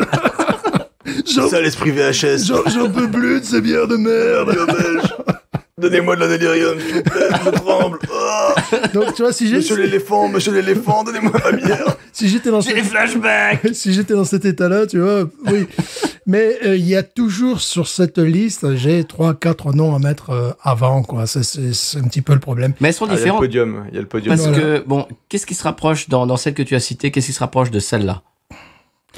De celle-là, pas beaucoup déjà. Et voilà. Duvel serait plus proche. Oui. Duvel serait Duvel Citra, ça serait peut-être le plus proche. Ça serait la plus proche. D'ailleurs, à un moment donné, je me faisais fort de fêter mon anniversaire. Chaque fois que j'avais mon anniversaire, je m'achetais j'ai arrêté maintenant parce que je n'ai plus d'anniversaire. C'est plus l'anniversaire, c'est fini ça. Je ne vieillis plus maintenant. Non, on arrête. Je m'achetais un pack de 4 de Duvel. C'était pour dire, tu vois, si je voulais marquer le coup. Voilà, si je voulais me célébrer, j'achetais un pack de 4 de Duvel, tu vois. Et passe forcément celle-là. Donc c'est pour ça. Ouais. Tiens, en parlant de Duvel, Creepers, ici on la trouve en canette. Oui. Ah ouais? Ah ouais, en grosse canette noire. Puis j'ai vu un truc qui me paraît pas comestible, qui était vendu chez un spécialiste d'importation de bière belge. Je ne sais plus, j'ai l'adresse email pour les États-Unis. Qui nous faisait une duvel avec du rhum. Je t'avais envoyé ce truc-là. J'ai dit, oh là là là. Avec un truc jamaïcain. Voilà, duvel caribéenne. J'ai peut-être pas envie de tenter, là. Duvel jamaïcaine. Ouais, série limitée. C'était je sais plus combien de dollars. C'était assez cher, la bouteille, 75 centilitres. Là, non, j'avais envie de conserver un bon souvenir de cette bière. Parce qu'ils sont restés. Même l'anniversaire, non. Voilà. Non. Parce qu'ils sont restés pendant des années, en tout cas en dehors de leur zone de confort, ils sont restés pendant des années sur leur classique qu'on trouvait régulièrement. Et puis là, d'un coup, je sais pas, depuis les années 2000, ils nous font des versions, la vedette, ils nous font des... Il y a la 666 que j'aimerais bien goûter, moi. Ils nous font des versions démultipliées. Alors bon, je trouve ça sympa. Mais j'aime bien le côté trappiste Rochefort qui te sort 3 bières, puis on a retrouvé une vieille recette, et puis la voilà. La quatrième, et puis c'est tout. Qu'on n'a toujours pas aux États-Unis. Heureusement, on nous l'a envoyé. On nous l'a envoyé. Je l'ai adoré. Tu l'as goûté, celle-là, Creepers? Écoute, je crois que oui. Le nom me dit quelque chose. Je crois justement chez mon pote chez qui j'ai goûté la pirate. Je crois que j'ai goûté là-bas. J'ai plus le souvenir, malheureusement. Mais le nom me dit quelque chose. C'est la triple extra, je crois qu'elle s'appelle. Tiens, ton pote, est-ce qu'il nous écoute? Mais il écoute pas beaucoup de podcasts, peut-être même pas du tout. Il y a des gens que j'ai pas réussi à convertir. J'ai plein de gens qui écoutent pas du tout VHS et Canapé dans mon entourage. Mais quelle indignité! Bah ouais, je sais. Mais comment peut-on? Enfin, va falloir Des fois, je suis surpris. T'as des gens qui disent mais t'es pas Creeper de VHS et Canapé? J'ai un mec une fois dans mon magasin, il m'a entendu parler. Non. Il a dit mais t'es pas Creeper de VHS et Canapé? Waouh! Je sais pas. Si. C'est le début de la gloire. Waouh, ça c'est extraordinaire. Il a dû entendre que je bossais dans le Luxembourg ou un truc comme ça, puis je sais pas, il se baladait, puis il m'a dit, il a reconnu ma voix, ça fait toujours un peu bizarre, c'était rigolo. Waouh. C'est le début de la gloire. Ah, ça c'est magnifique. Dans mes proches, dans mes proches, j'ai personne qui, même ma femme n'écoute pas mes podcasts, heureusement peut-être. Mais pour sauver ton mariage. C'est pas très écouté chez mes comparses. Moi, ça m'arrive tous les jours, mais c'est pas par rapport à Binous. Monsieur Stéphane, c'est pas parce que... c'est pas les podcasts. Hier, je suis encore allé au supermarché, local, pour acheter une pile, puis il y a un monsieur qui me fait « Bonjour !» et qui appelle sa petite fille « Hey, il est là !» Et donc, toute la file, hey, voilà. Il disait « Ne saluez pas, je suis mal rasé aujourd'hui. » C'est Stéphane, c'est Elvis quand il va au supermarché. Voilà, mais au supermarché, c'est tout. C'est-à-dire, je suis célèbre sur un rayon d'à peu près 12 km. Écoute, c'est déjà ça. Moi, au bout de 10 mètres dehors, plus personne ne me connaît. Donc. Mais pas pour Binous USA. mais par rapport, évidemment. Mais c'est marrant cette anecdote que quelqu'un t'ait reconnu à ta voix, ça c'est extraordinaire. Oui, c'est extraordinaire. Il y a un auditeur qui nous avait raconté l'anecdote, qui s'était fait arrêter par un flic. Je sais plus ce qu'il avait fait. Et le flic lui dit de se ranger sur le côté et il baisse la vitre et le flic entend qu'il écoutait ou il voit sur le tableau de bord, je sais plus comment, qu'il écoutait Binous et le flic lui dit « Vous écoutez Binous USA ?» et le gars dit « Bah oui ». « Ah mais moi aussi !» Ils ont tapé la discute. D'ailleurs, je suis bourré. Ils ont tapé la discute et puis il a laissé partir sans rien quoi. Ouais, on fait de la concurrence RTL. C'est convivial. Il vaut mieux, c'est bien de faire concurrence RTL. Voilà, on fait de la concurrence RTL, nous. Et en parlant de ça, j'ai lu que vous avez dépassé le 1 million de téléchargements. Ouais. VHS, le million. Le million. Ouais, ça fait un moment que je surveillais. Là, je surveillais plus trop ces derniers jours. Et là, je me suis connecté sur notre truc où on pose les émissions et je vois le gros chiffre là. Je fais, waouh, ça y est, on a dépassé le 1 million.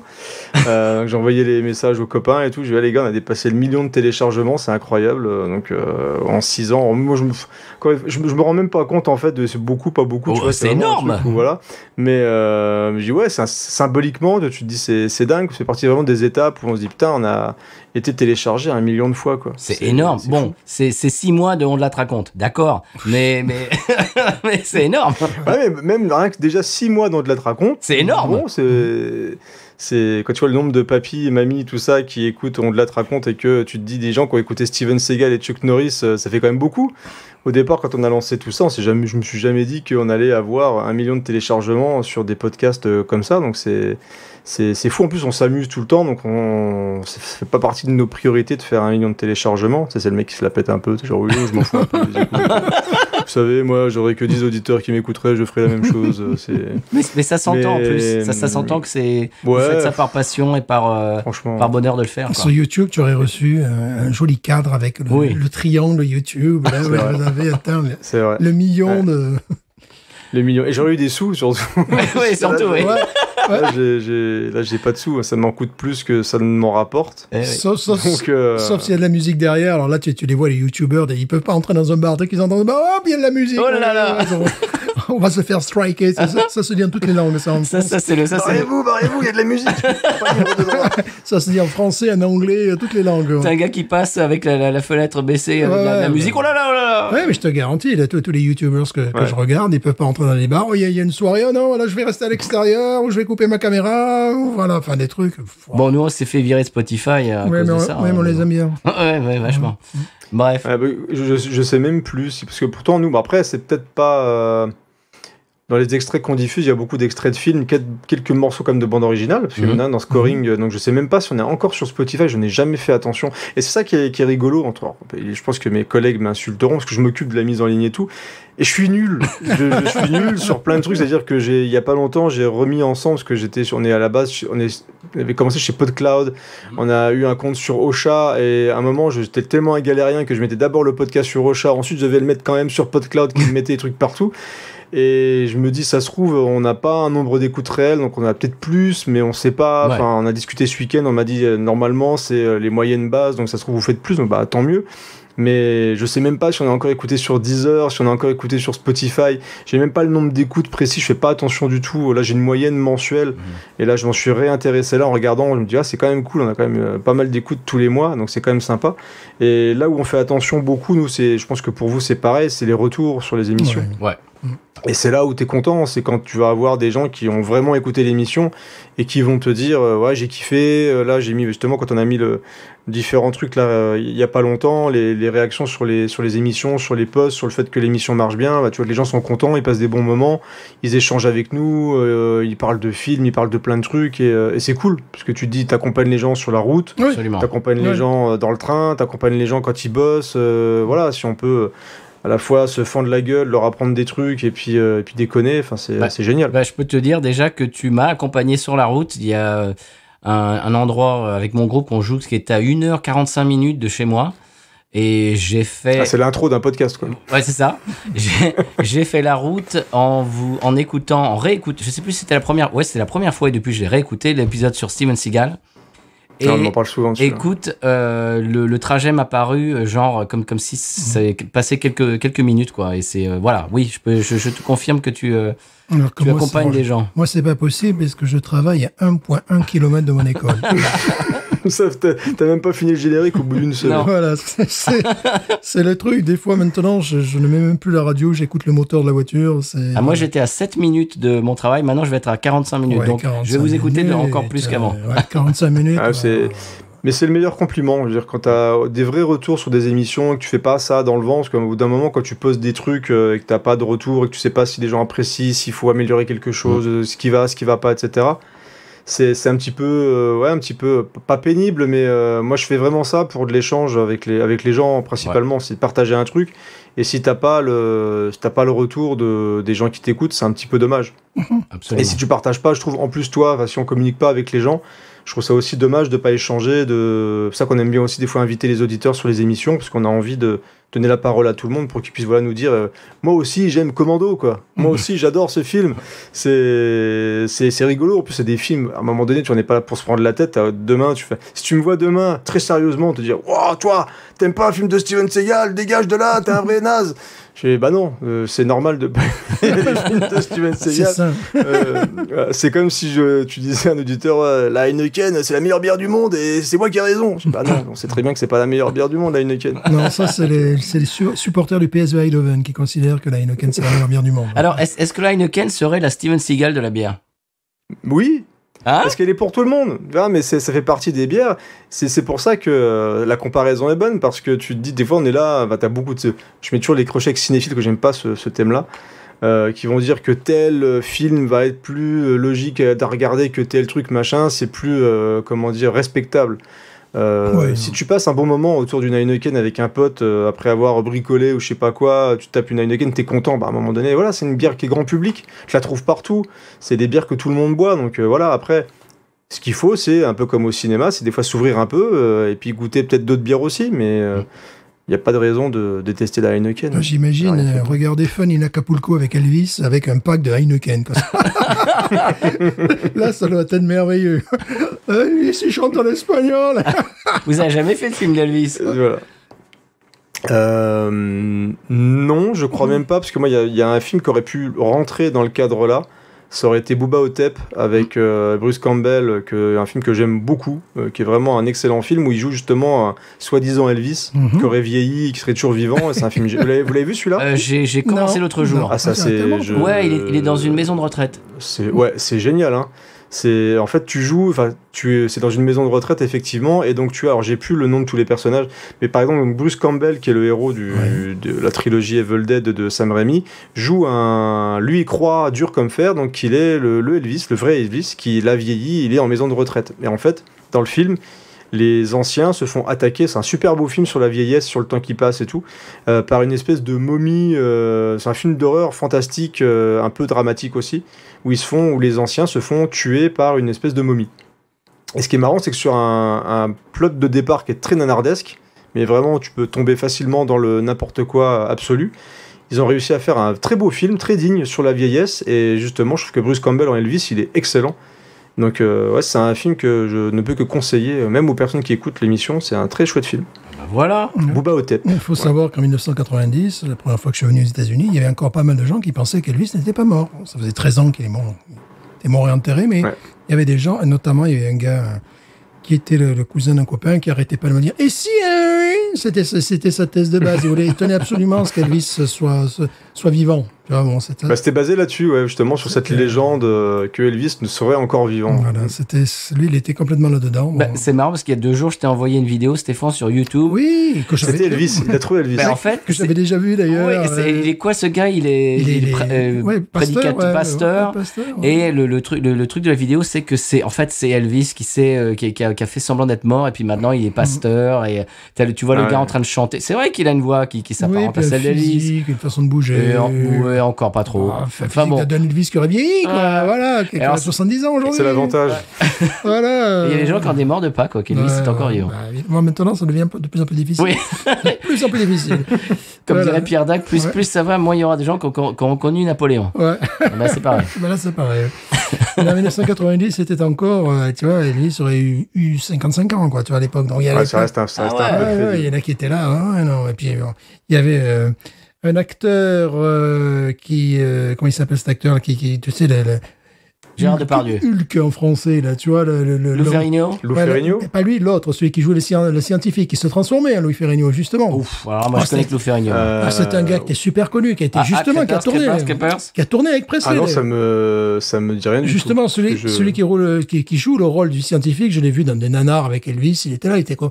Et lui, il croyait dur comme fer qu'Elvis était en vie, et justement, il faisait partie de ses promoteurs, voilà. Waouh. Et c'était un gars qui avait tourné avec lui, tu vois. Je sais plus quel nanar de Presley j'avais dû voir, début des 60s, parce que c'est bien les nanars de Presley, ils se ressemblent tous les uns après les autres. Oh, c'est affreux. T'as jamais le vrai méchant, mais il y a toujours Elvis qui danse, qui chante, tout ça. Il y a toujours une jolie fille qui tombe. Plusieurs, tout ça. Qui tombe pour Elvis. C'est vrai qu'il jouait mal. Hein. Il y a eu une époque, alors je sais plus c'était quand, mais j'étais assez petit, où il y avait un anniversaire, je pense, de la mort d'Elvis, où il y avait plein de reportages, plein de trucs, et ils rediffusaient sur je sais plus quelle chaîne des films où il y avait Elvis, et ma grand-mère regardait ça. C'est un moment où j'étais beaucoup chez ma grand-mère. Et du coup, j'ai vu pas mal de films d'Elvis. C'est vrai qu'ils sont tellement interchangeables que tu sais même plus forcément quel film t'as vu. C'est nanardesque, quoi. Soit il est pilote de rallye, soit il est... je sais pas quoi, il fait du ski nautique. Soit il est aviateur, soit il fait... voilà, c'est toujours... Mais c'est Elvis, quoi. Voilà. C'est toujours. Il chante toujours. Voilà, il chante. Et les femmes tombent. Voilà, il chante en espagnol, il chante en allemand. Et en général, il chante au bord de la piscine, en général. Oui, normal, Rocky ne chante pas au bord de la piscine. C'est vrai. Franchement. C'est triste, quoi.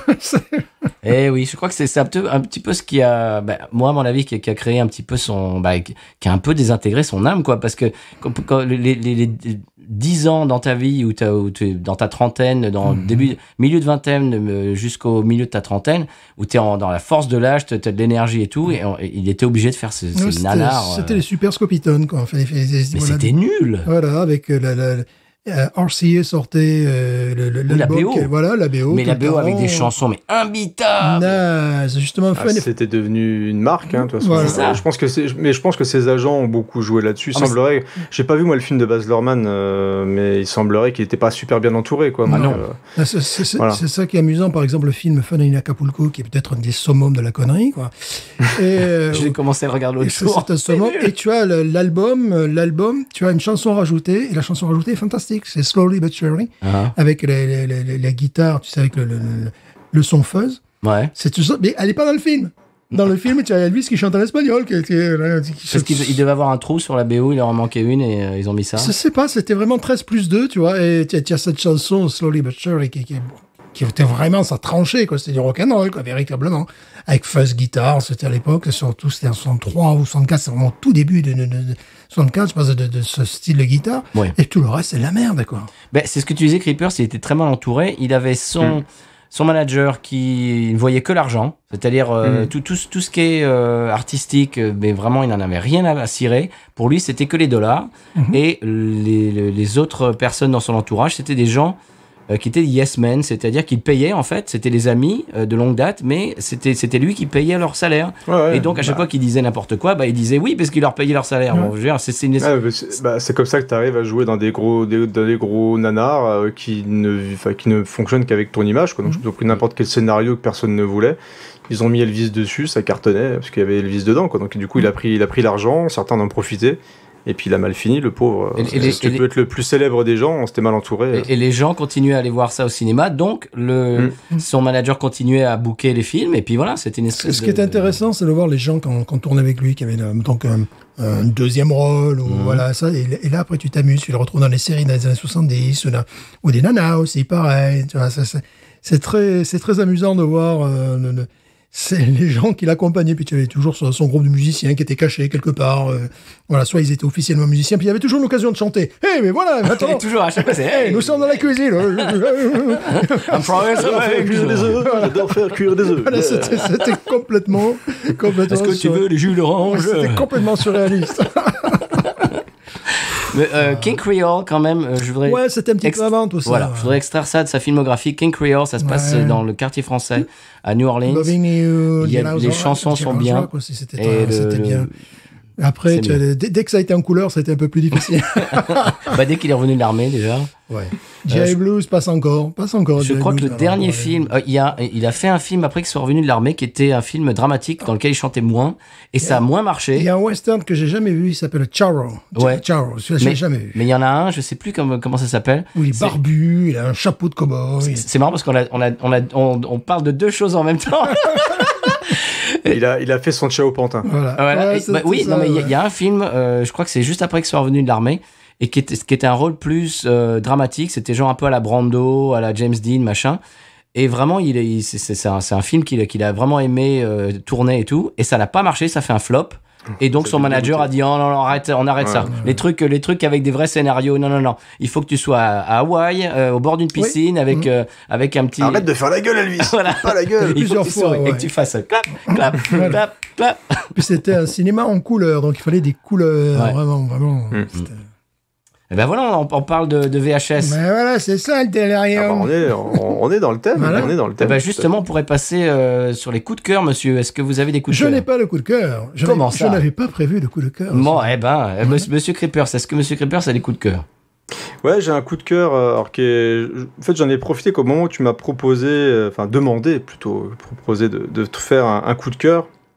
J'ai pensé en fait à un album. Vous parlez un petit peu de musique, etc. Que j'écoute beaucoup depuis la sortie et qui était vraiment une grosse surprise pour moi l'année dernière. Dans une période où j'étais un petit peu pas au top du top en termes de forme, mais qui correspondait un petit peu à mon état d'esprit. Et la surprise, c'était le groupe, parce que c'est un groupe que je suivais pas depuis très longtemps. Le groupe s'appelle The Killers, qui est connu. Hein. Mm-hmm. C'est pas un groupe qui est du tout. C'est pas quelque chose d'anonyme. Je sors pas un truc comme ça de. Oui, je vous parlais d'un groupe que personne ne connaît. Je les ai vus dans leur cas. Et donc le groupe The Killers, j'ai vu la pochette qui était toute grise, très pâle comme ça, avec des croix, avec un barbelé, etc. Et tiens, c'est bizarre venant de The Killers de faire un truc aussi un peu sombre, un peu gris comme ça. eux qui font généralement de la musique assez festive, etc. On les connaît pour Mrs. Brightside, etc. quoi. Et j'ai écouté ça, je me suis mis ça sur le téléphone, tranquillement dans le train, et ça a matché directement. C'est quelque chose de très mélancolique. Du coup, j'ai un petit peu regardé avant l'émission pourquoi ils avaient fait ça. En fait, le chanteur était dans une période, on était vraiment comme beaucoup de groupes, dans le Covid, post-Covid, où ils ont été un petit peu comme tout le monde, un peu enfermés, où tu finis par penser à plein de trucs et pas forcément aux meilleures choses, ou à vouloir revenir un petit peu en arrière, tout côté un peu mélancolique, la famille, etc., ta terre natale et tout le bordel. Et donc lui est d'origine alors je sais plus, j'ai pas pris de notes parce que je suis un gros naze, hein, voilà. Mais donc de là où il vient, je crois qu'il y a beaucoup d'Amish. D'accord. Pennsylvanie, alors. Pennsylvanie, ouais. Je vais pas dire de conneries, mais voilà, donc c'est un pays qui était très imagé comme étant un pays très religieux, très refermé, etc. Et bah lui, du coup, il a eu succès, il a fait du rock, il est parti, et donc il est revenu un petit peu sur cette terre natale et s'est rendu compte qu'il y avait beaucoup de personnes qui n'avaient pas forcément bougé de là depuis le temps où il était parti. Et ce qu'il a fait, et ce qui est intéressant, c'est qu'il y a plein d'enregistrements et d'interviews de personnes sur place qui séparent en fait chaque morceau de l'album. Et on est sur un album qui m'a fait un petit peu penser à du Bruce Springsteen, par exemple, avec des instruments qu'on n'entend pas d'habitude chez eux, de l'harmonica, des trucs comme ça. Et c'est très posé. C'est hyper intéressant, il y a des mélodies mais vraiment, vraiment magnifiques. Et ça fait partie des albums que j'écoute le plus depuis du coup l'année dernière. Je me le remets régulièrement, il y a des musiques que j'aime beaucoup. Et ça va parler, je sais pas moi, de gens qui sont justement enfermés par rapport à la religion, de gens qui n'ont pas bougé du tout, de drames. Il y avait un drame, je crois qu'il y a eu deux enfants qui ont été renversés par un train. Et t'as cette image-là du train qui est presque libérateur et symbole d'une liberté, et du coup que ils ont été complètement foudroyés au moment où ils voulaient partir dans la jeunesse, etc. Et venant d'un groupe comme The Killers, ça m'a vraiment presque perturbé de les voir partir sur un truc comme ça, entre deux albums très festifs, très rock et tout, très pop. C'est quelque chose que j'aime bien. En plus, l'album a été mixé même de base, je crois, en Dolby Atmos. Du coup, quand je me le mets dans le train avec mon casque, je suis enveloppé par les instruments, c'est très posé, à la fois de la guitare sèche, c'est calme, des fois ça part un petit peu plus, c'est un petit peu plus rythmé et tout. Enfin, c'est vraiment quelque chose que j'aime beaucoup pour l'ambiance très... alors pas que mélancolique, il y a aussi une sorte il n'y a pas de jugement en plus sur les personnes qui l'interviewent, et tu sens vraiment que les histoires qu'ils racontent, il n'y a pas forcément de jugement, et il y a une volonté d'essayer de comprendre pourquoi ces gens-là restent... enfermés un petit peu comme ça, ils vivent avec les mêmes personnes, mariés très jeunes jusqu'à très très tard avec leurs enfants, ils se voient pas quitter cet endroit-là. Enfin, c'est quelque chose d'assez de très très agréable à écouter, mais qui est assez intéressant même dans le contenu, je trouve, de l'album. Tu citais Bruce Springsteen, ce genre de sujet de chansons, ça me fait penser à Bruce Springsteen.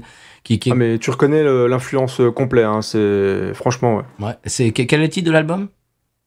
Alors l'album c'est Pressure Machine. Ok. Évidemment.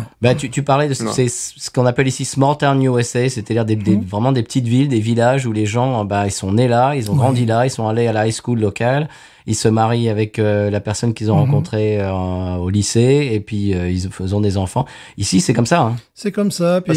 c'est complètement ça. T'as une des musiques, c'est Quiet Town. T'as un truc, je sais pas, il parle aussi d'un truc sur les chevaux, des trucs comme ça aussi. Enfin, tu sens ce que tu racontes là, c'est vraiment ce que l'album tente de raconter. Les gens qui sont vraiment pas forcément des laissés pour compte, mais des gens qu'on peut facilement juger en fait de loin comme ça.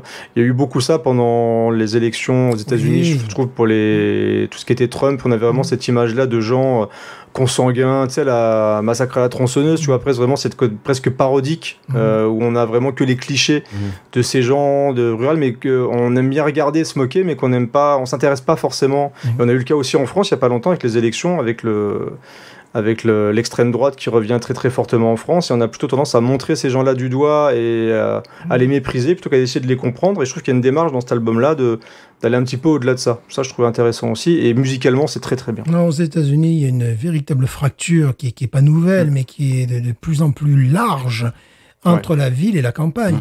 Tu vas à la Nouvelle-Orléans, c'est du grand chic d'avoir le drapeau des fiertés, tu vois, notamment dans les brasseries, dans les brasseries, tout ça. Oui. Et ici, c'est le drapeau Trump, quoi.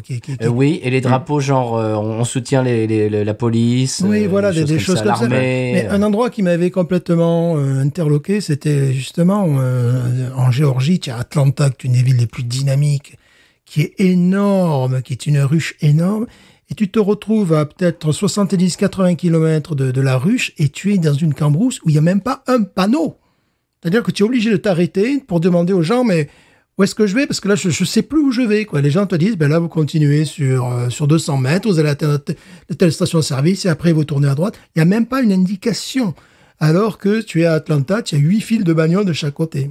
Et je dirais pas, je pense pas qu'on gagnera sur le long terme à vivre autant séparés, tu vois, parce qu'il y a presque je parlais de dire une posture, mais c'est que cette volonté d'afficher automatiquement cette façon d'être, moi je suis ultra libertaire, je veux que ça se passe comme ça, tu vois, il y a un côté un peu, je veux montrer que moi je vais dire, je sais pas, je vais supporter n'importe qui, ou je vais condamner n'importe quoi, et ces gens-là, ça va être les pro-Trump, entre guillemets, ça va être automatiquement que des connards, tu vois, entre guillemets. Je suis pas sûr qu'on gagnera automatiquement, dès que quelque chose se passe, à condamner ces gens-là, ou à ne pas essayer de les comprendre, et plus on avance là, malheureusement, j'ai l'impression que plus la fracture, comme tu le dis, se fait, et on le voyait beaucoup aux États-Unis, on s'en moquait beaucoup en France, cette façon-là d'avoir des gens comme ça, de ne pas réussir à communiquer et tout, et on y arrive beaucoup, et très très vite, et ça me dérange un peu, et c'est ça que j'aime bien, ce type de choses, j'aime bien des fois me poser, écouter des trucs, pas qui me font forcément réfléchir, mais je me dis, on est vraiment dans une période qui est assez trouble.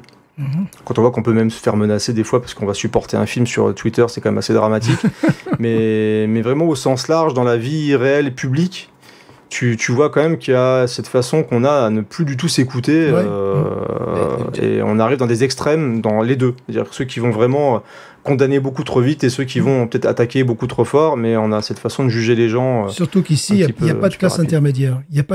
En France, il peut y avoir des matelas entre les différents partis, tu vois, des ponts, des passages, ça. Ici, il n'y a pas. Ici, c'est manichéen. C'est 1 ou 0. C'est genre. Il y a, par exemple, le gouverneur de Louisiane qui est démocrate, qui a été réélu. Il a mis juste un petit panneau là, à la sortie d'un pont. Il savait très bien qu'il allait prendre une raclée ici.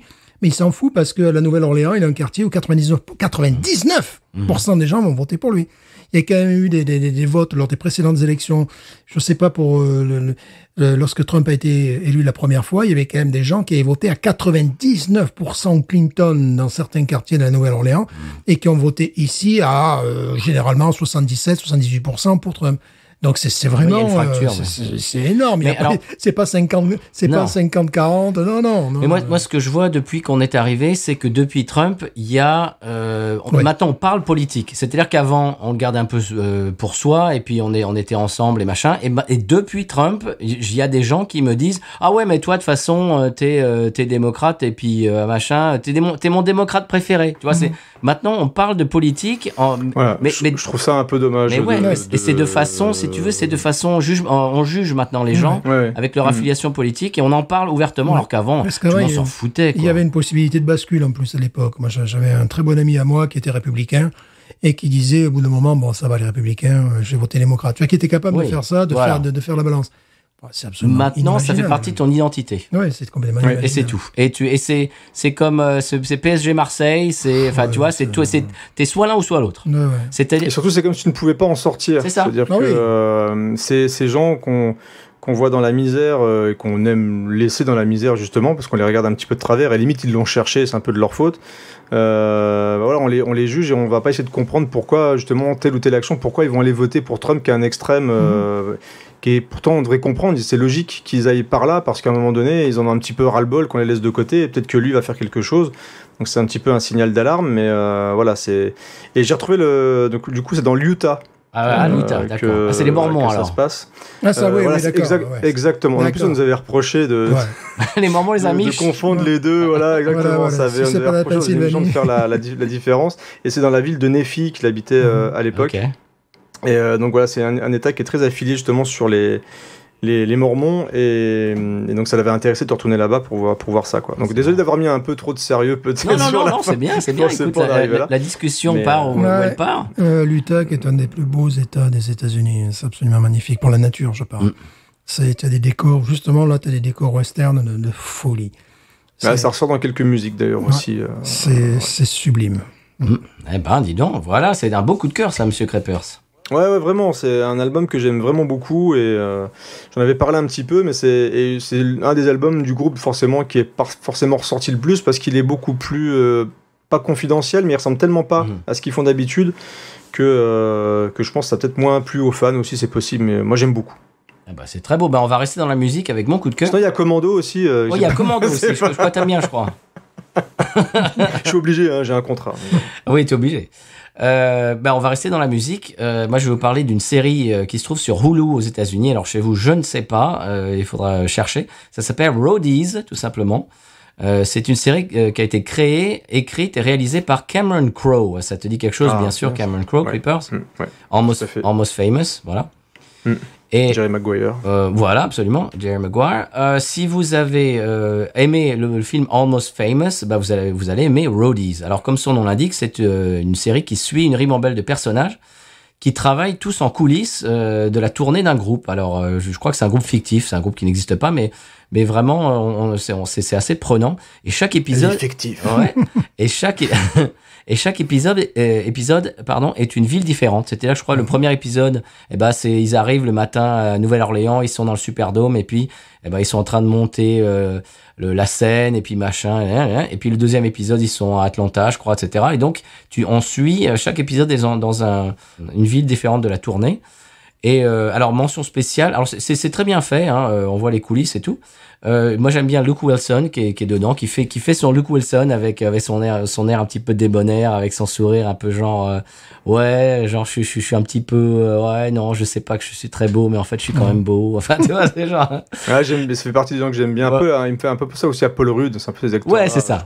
Et donc il y a Luke Wilson et voilà, Luke Wilson, il fait son Luke Wilson et moi je suis client. Et voilà. Et la série, malheureusement, la série n'a duré qu'une seule saison. A été, ils ont arrêté après la première saison. C'est un petit peu dommage. Et je voulais faire un deuxième coup de cœur, mention spéciale à VHS et Canapé. J'ai regardé hier soir la nouvelle comédie de Kevin Hart sur Netflix. Toronto Man ou je sais pas quoi. Tu l'as vu passer celle-là? J'ai vu les critiques passer. Alors moi j'étais intéressé parce que c'est fait par Patrick Hughes qui est un réal qui à l'époque avait du potentiel, qui a vite dérapé. Alors justement, c'est ma femme qui a choisi le film, de temps en temps c'est elle qui choisit. Bien sûr, c'est de sa faute. Non mais alors forcément. Bon, alors quand j'ai vu qu'il y avait Woody Harrelson, d'accord, ok, j'étais content parce que je suis vraiment client de Woody Harrelson. Et j'ai pensé à vous les gars de VHS parce que vers la fin, il y a une scène de baston dans une salle de boxe et qui est vraiment très très bien tourné. Tu parlais du réalisateur il y a une minute, qui montrait un petit peu des promesses sur ses premiers films apparemment. Et là, écoute, sur cette scène, je te conseille juste cette scène. C'est une baston entre... En fait, c'est des tueurs à gages. Woody Harrelson joue un tueur à gages. Et en fait, c'est un tueur à gages qui se retourne un peu contre la boss des tueurs à gages. Donc, elle envoie d'autres tueurs à gages pour essayer de l'éliminer. Et donc, c'est une baston entre tueurs à gages. Et j'aime beaucoup la caméra qui suit les acteurs. À un moment, ils tombent du toit, ils dégringolent sur une bagnole et tout. Et en fait, la caméra suit la chute, etc. C'est assez inventif, j'ai trouvé. D'accord. Je pense que ça pourrait t'interpeller, cette scène. Voilà. Bon, okay. C'est un buddy movie, je crois, parce que du coup, Kevin Hart joue on le confond pour lui, fait, pour Woody Harrelson. C'est ça. Et il se retrouve obligé à jouer son rôle pour faire une mission, je sais plus trop quoi. C'est exactement ça. Et ouais, j'ai vu une critique sur d'un journaliste que j'aime beaucoup sur Écran Large qui a vraiment défoncé le film. Attention, c'est pas un chef-d'œuvre. Non, mais non. Après, ce qui est marrant, c'est qu'en plus, elle va durer trop longtemps l'émission. Je savais qu'en venant, j'allais faire... parce que j'ai vu, en moyenne, vos dernières émissions font entre 48 et 55 minutes. Là, on est à 1h40 Mais c'est très bien, c'est parfait. Et Woody Harrelson, j'aime bien aussi, parce qu'il a le côté très sympathique, mais il joue quand même dans beaucoup de nanars, notamment Venom 2, qui est quand même pas piqué des hannetons. Mais Patrick Hughes, c'est dommage, parce que ce mec-là, il avait fait un premier film, c'est un western qui s'appelle Red Hill, qui était super bon.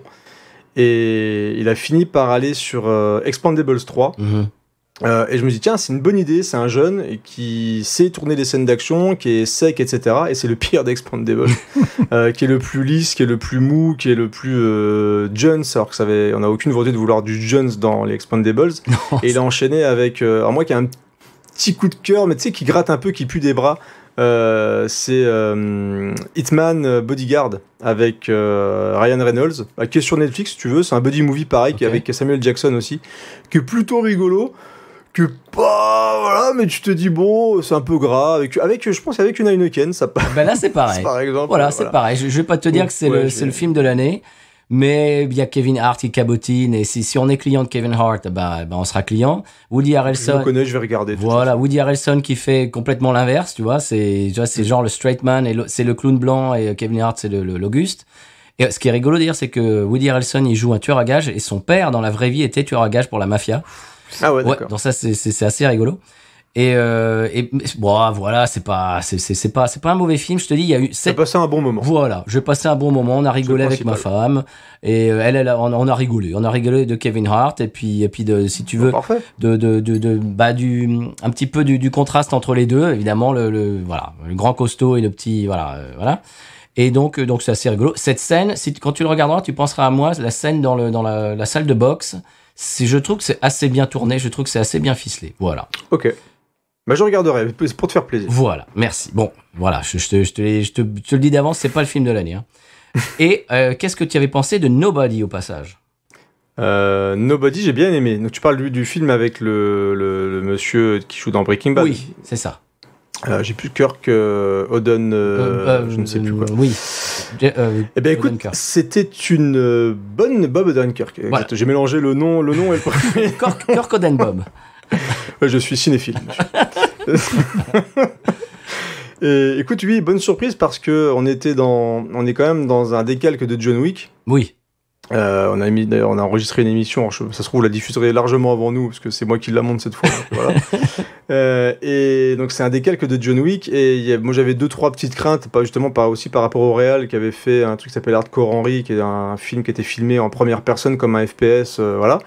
Et j'ai dit bon, j'y vais avec un peu de recul quand même, et j'ai vraiment bien aimé. Mais ouais. Ouais, Nobody. Alors parce que ouais, vas-y. Bah en fait j'ai bien aimé. Alors il n'y a pas de vraie surprise dedans, c'est-à-dire que tu as le mec qui est personne et qui d'un seul coup est surentraîné. On découvre c'est un mec surentraîné qui s'ennuie et machin et qui finit par tout péter. Et j'ai passé notamment sur quelques scènes d'action plutôt sympas, la scène du bus par exemple, il y a des cassages de gueule qui sont plutôt cool. Je suis pas trop client du clin d'œil Christopher Lloyd en vieux avec un fusil à pompe, même si un fusil à pompe c'est toujours la classe dans un film, voilà. Mais le film est vraiment efficace, drôle quand il faut. Et je trouve que le côté mec qui s'emmerde à notre époque c'est quand même pas mal, et le fait de vouloir que ça bouge un peu des fois ça fait du bien quoi, de sortir un peu du quotidien, et c'est plutôt bien rendu, donc moi c'est un film que j'aime bien. J'ai trouvé que Bob Odenkirk était à contre-emploi quand même parce que c'est pas puis il est bon. Ouais. Bah voilà, et quand on pense à je sais pas moi un héros d'action, on pense pas à cet acteur là, et j'ai trouvé que c'était assez bien trouvé le twist au début où vraiment ils mettent l'accent sur le fait que c'est un gars plan qui s'emmerde et tout. Et puis tout d'un coup, il se passe quelque chose, et puis tu réalises que le gars, c'est pas vraiment ce que tu pensais au départ. Et j'ai trouvé ça, c'est le. Ouais, et puis ça en prend plein la gueule, ça fait mal et ça lui fait du bien. Tu vois que le fait d'être chahuté, la scène du bus, où d'un seul coup, c'est le grand classique du gars qui finit par se révolter et péter un câble et puis se battre contre des mecs. Alors c'est improbable parce qu'ils sont beaucoup trop nombreux, beaucoup trop musclés pour lui. Mais il finit par tout donner, il se fait éjecter du bus, il remonte dedans, il se fait casser la gueule, il casse des gueules, il ressort de là-dedans, il est complètement dévasté. Mais il est content. Tu sens qu'il est content. Quand il sort de la scène de baston, il est en sang, il est tout pété, mais il est heureux d'avoir dit merde, quoi. Voilà, c'est moi. Moi, il se fait pas chier. C'est plutôt bien rendu. Ouais, voilà. Non, en plus, t'as vraiment la rengaine du début, je trouvais plutôt bien faite. Ouais. Le côté, la routine du film est plutôt bien rendu. Donc, c'est un chouette film. C'est le film parfait pour se détendre et boire. Pareil, on parle toujours de la binouse, mais tu bois une bonne binouse devant ce film-là, c'est idéal, c'est parfait. Absolument. Bah voilà, parce que je sais pas si vous en aviez parlé dans VHS et Canapé, je voulais avoir un petit peu tes impressions, parce que c'est un film qui m'avait surpris. Voilà. Parce que du coup, on en parle dans l'émission sur John Wick, parce que ça fait partie des productions qui surfent sur le succès d'un succès surprise d'ailleurs d'un film d'action. Et puis ça fait du bien parce que déjà on n'est pas sur même si c'est une copie entre guillemets, on n'est pas sur une franchise, on n'est pas sur un truc comme ça, donc t'as quand même un film d'action qui ressort et qui fait un petit peu autre chose, qui est violent. C'est quand même bien de voir des gens quand ils se tapent dessus qui ont vraiment mal, et c'est pas un truc sur fond vert un peu dégueulasse, tout pourri. Donc d'avoir une série B avec un acteur plutôt... en plus, tu sens qu'il est investi dans le rôle, c'est plutôt cool. Et c'est bien filmé, les scènes d'action vraiment du coffre. Donc c'est chouette, Nobody. J'ai bien aimé parce que vraiment, il est à contre-emploi. C'est pas un acteur... Quand on pense à un acteur d'un film d'action, on pense pas à cet acteur-là, quoi. Ouais, complètement. C'est ça que j'ai aimé dans le film. Très bien. Eh bien, les garçons, est-ce qu'on a autre chose à dire parce que je regarde mes notes. Je vois qu'il n'y a plus rien. Voilà, il n'y a plus rien.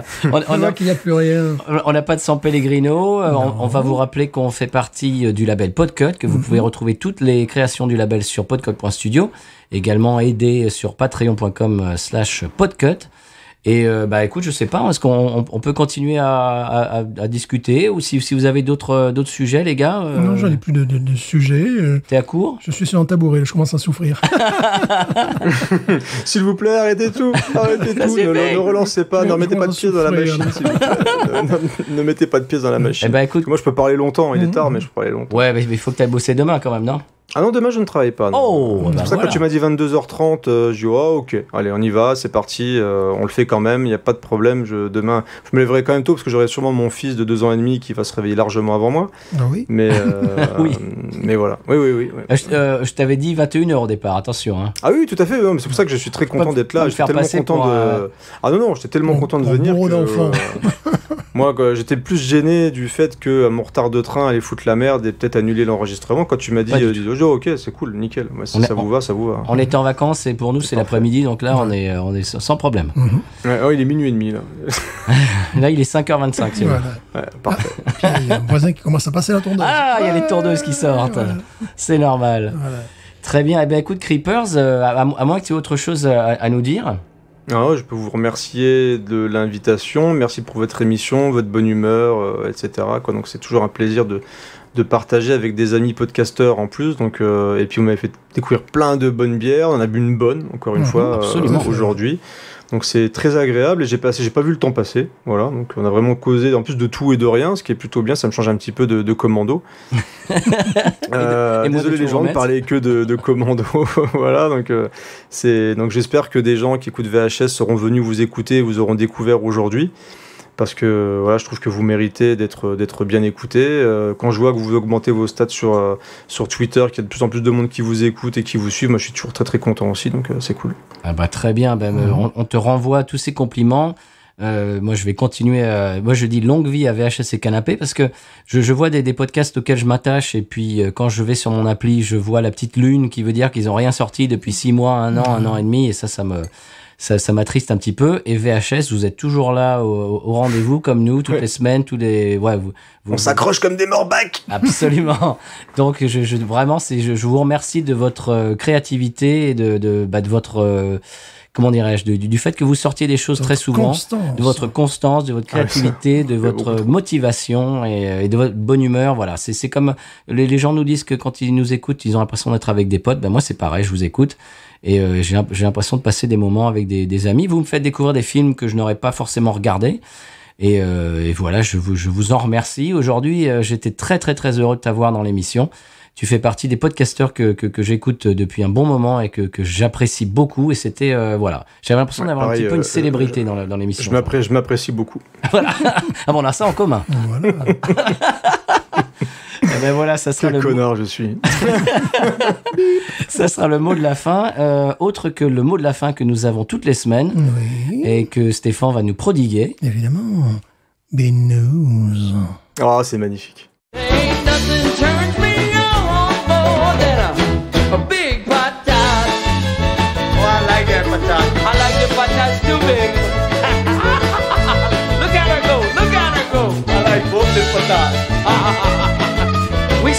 We should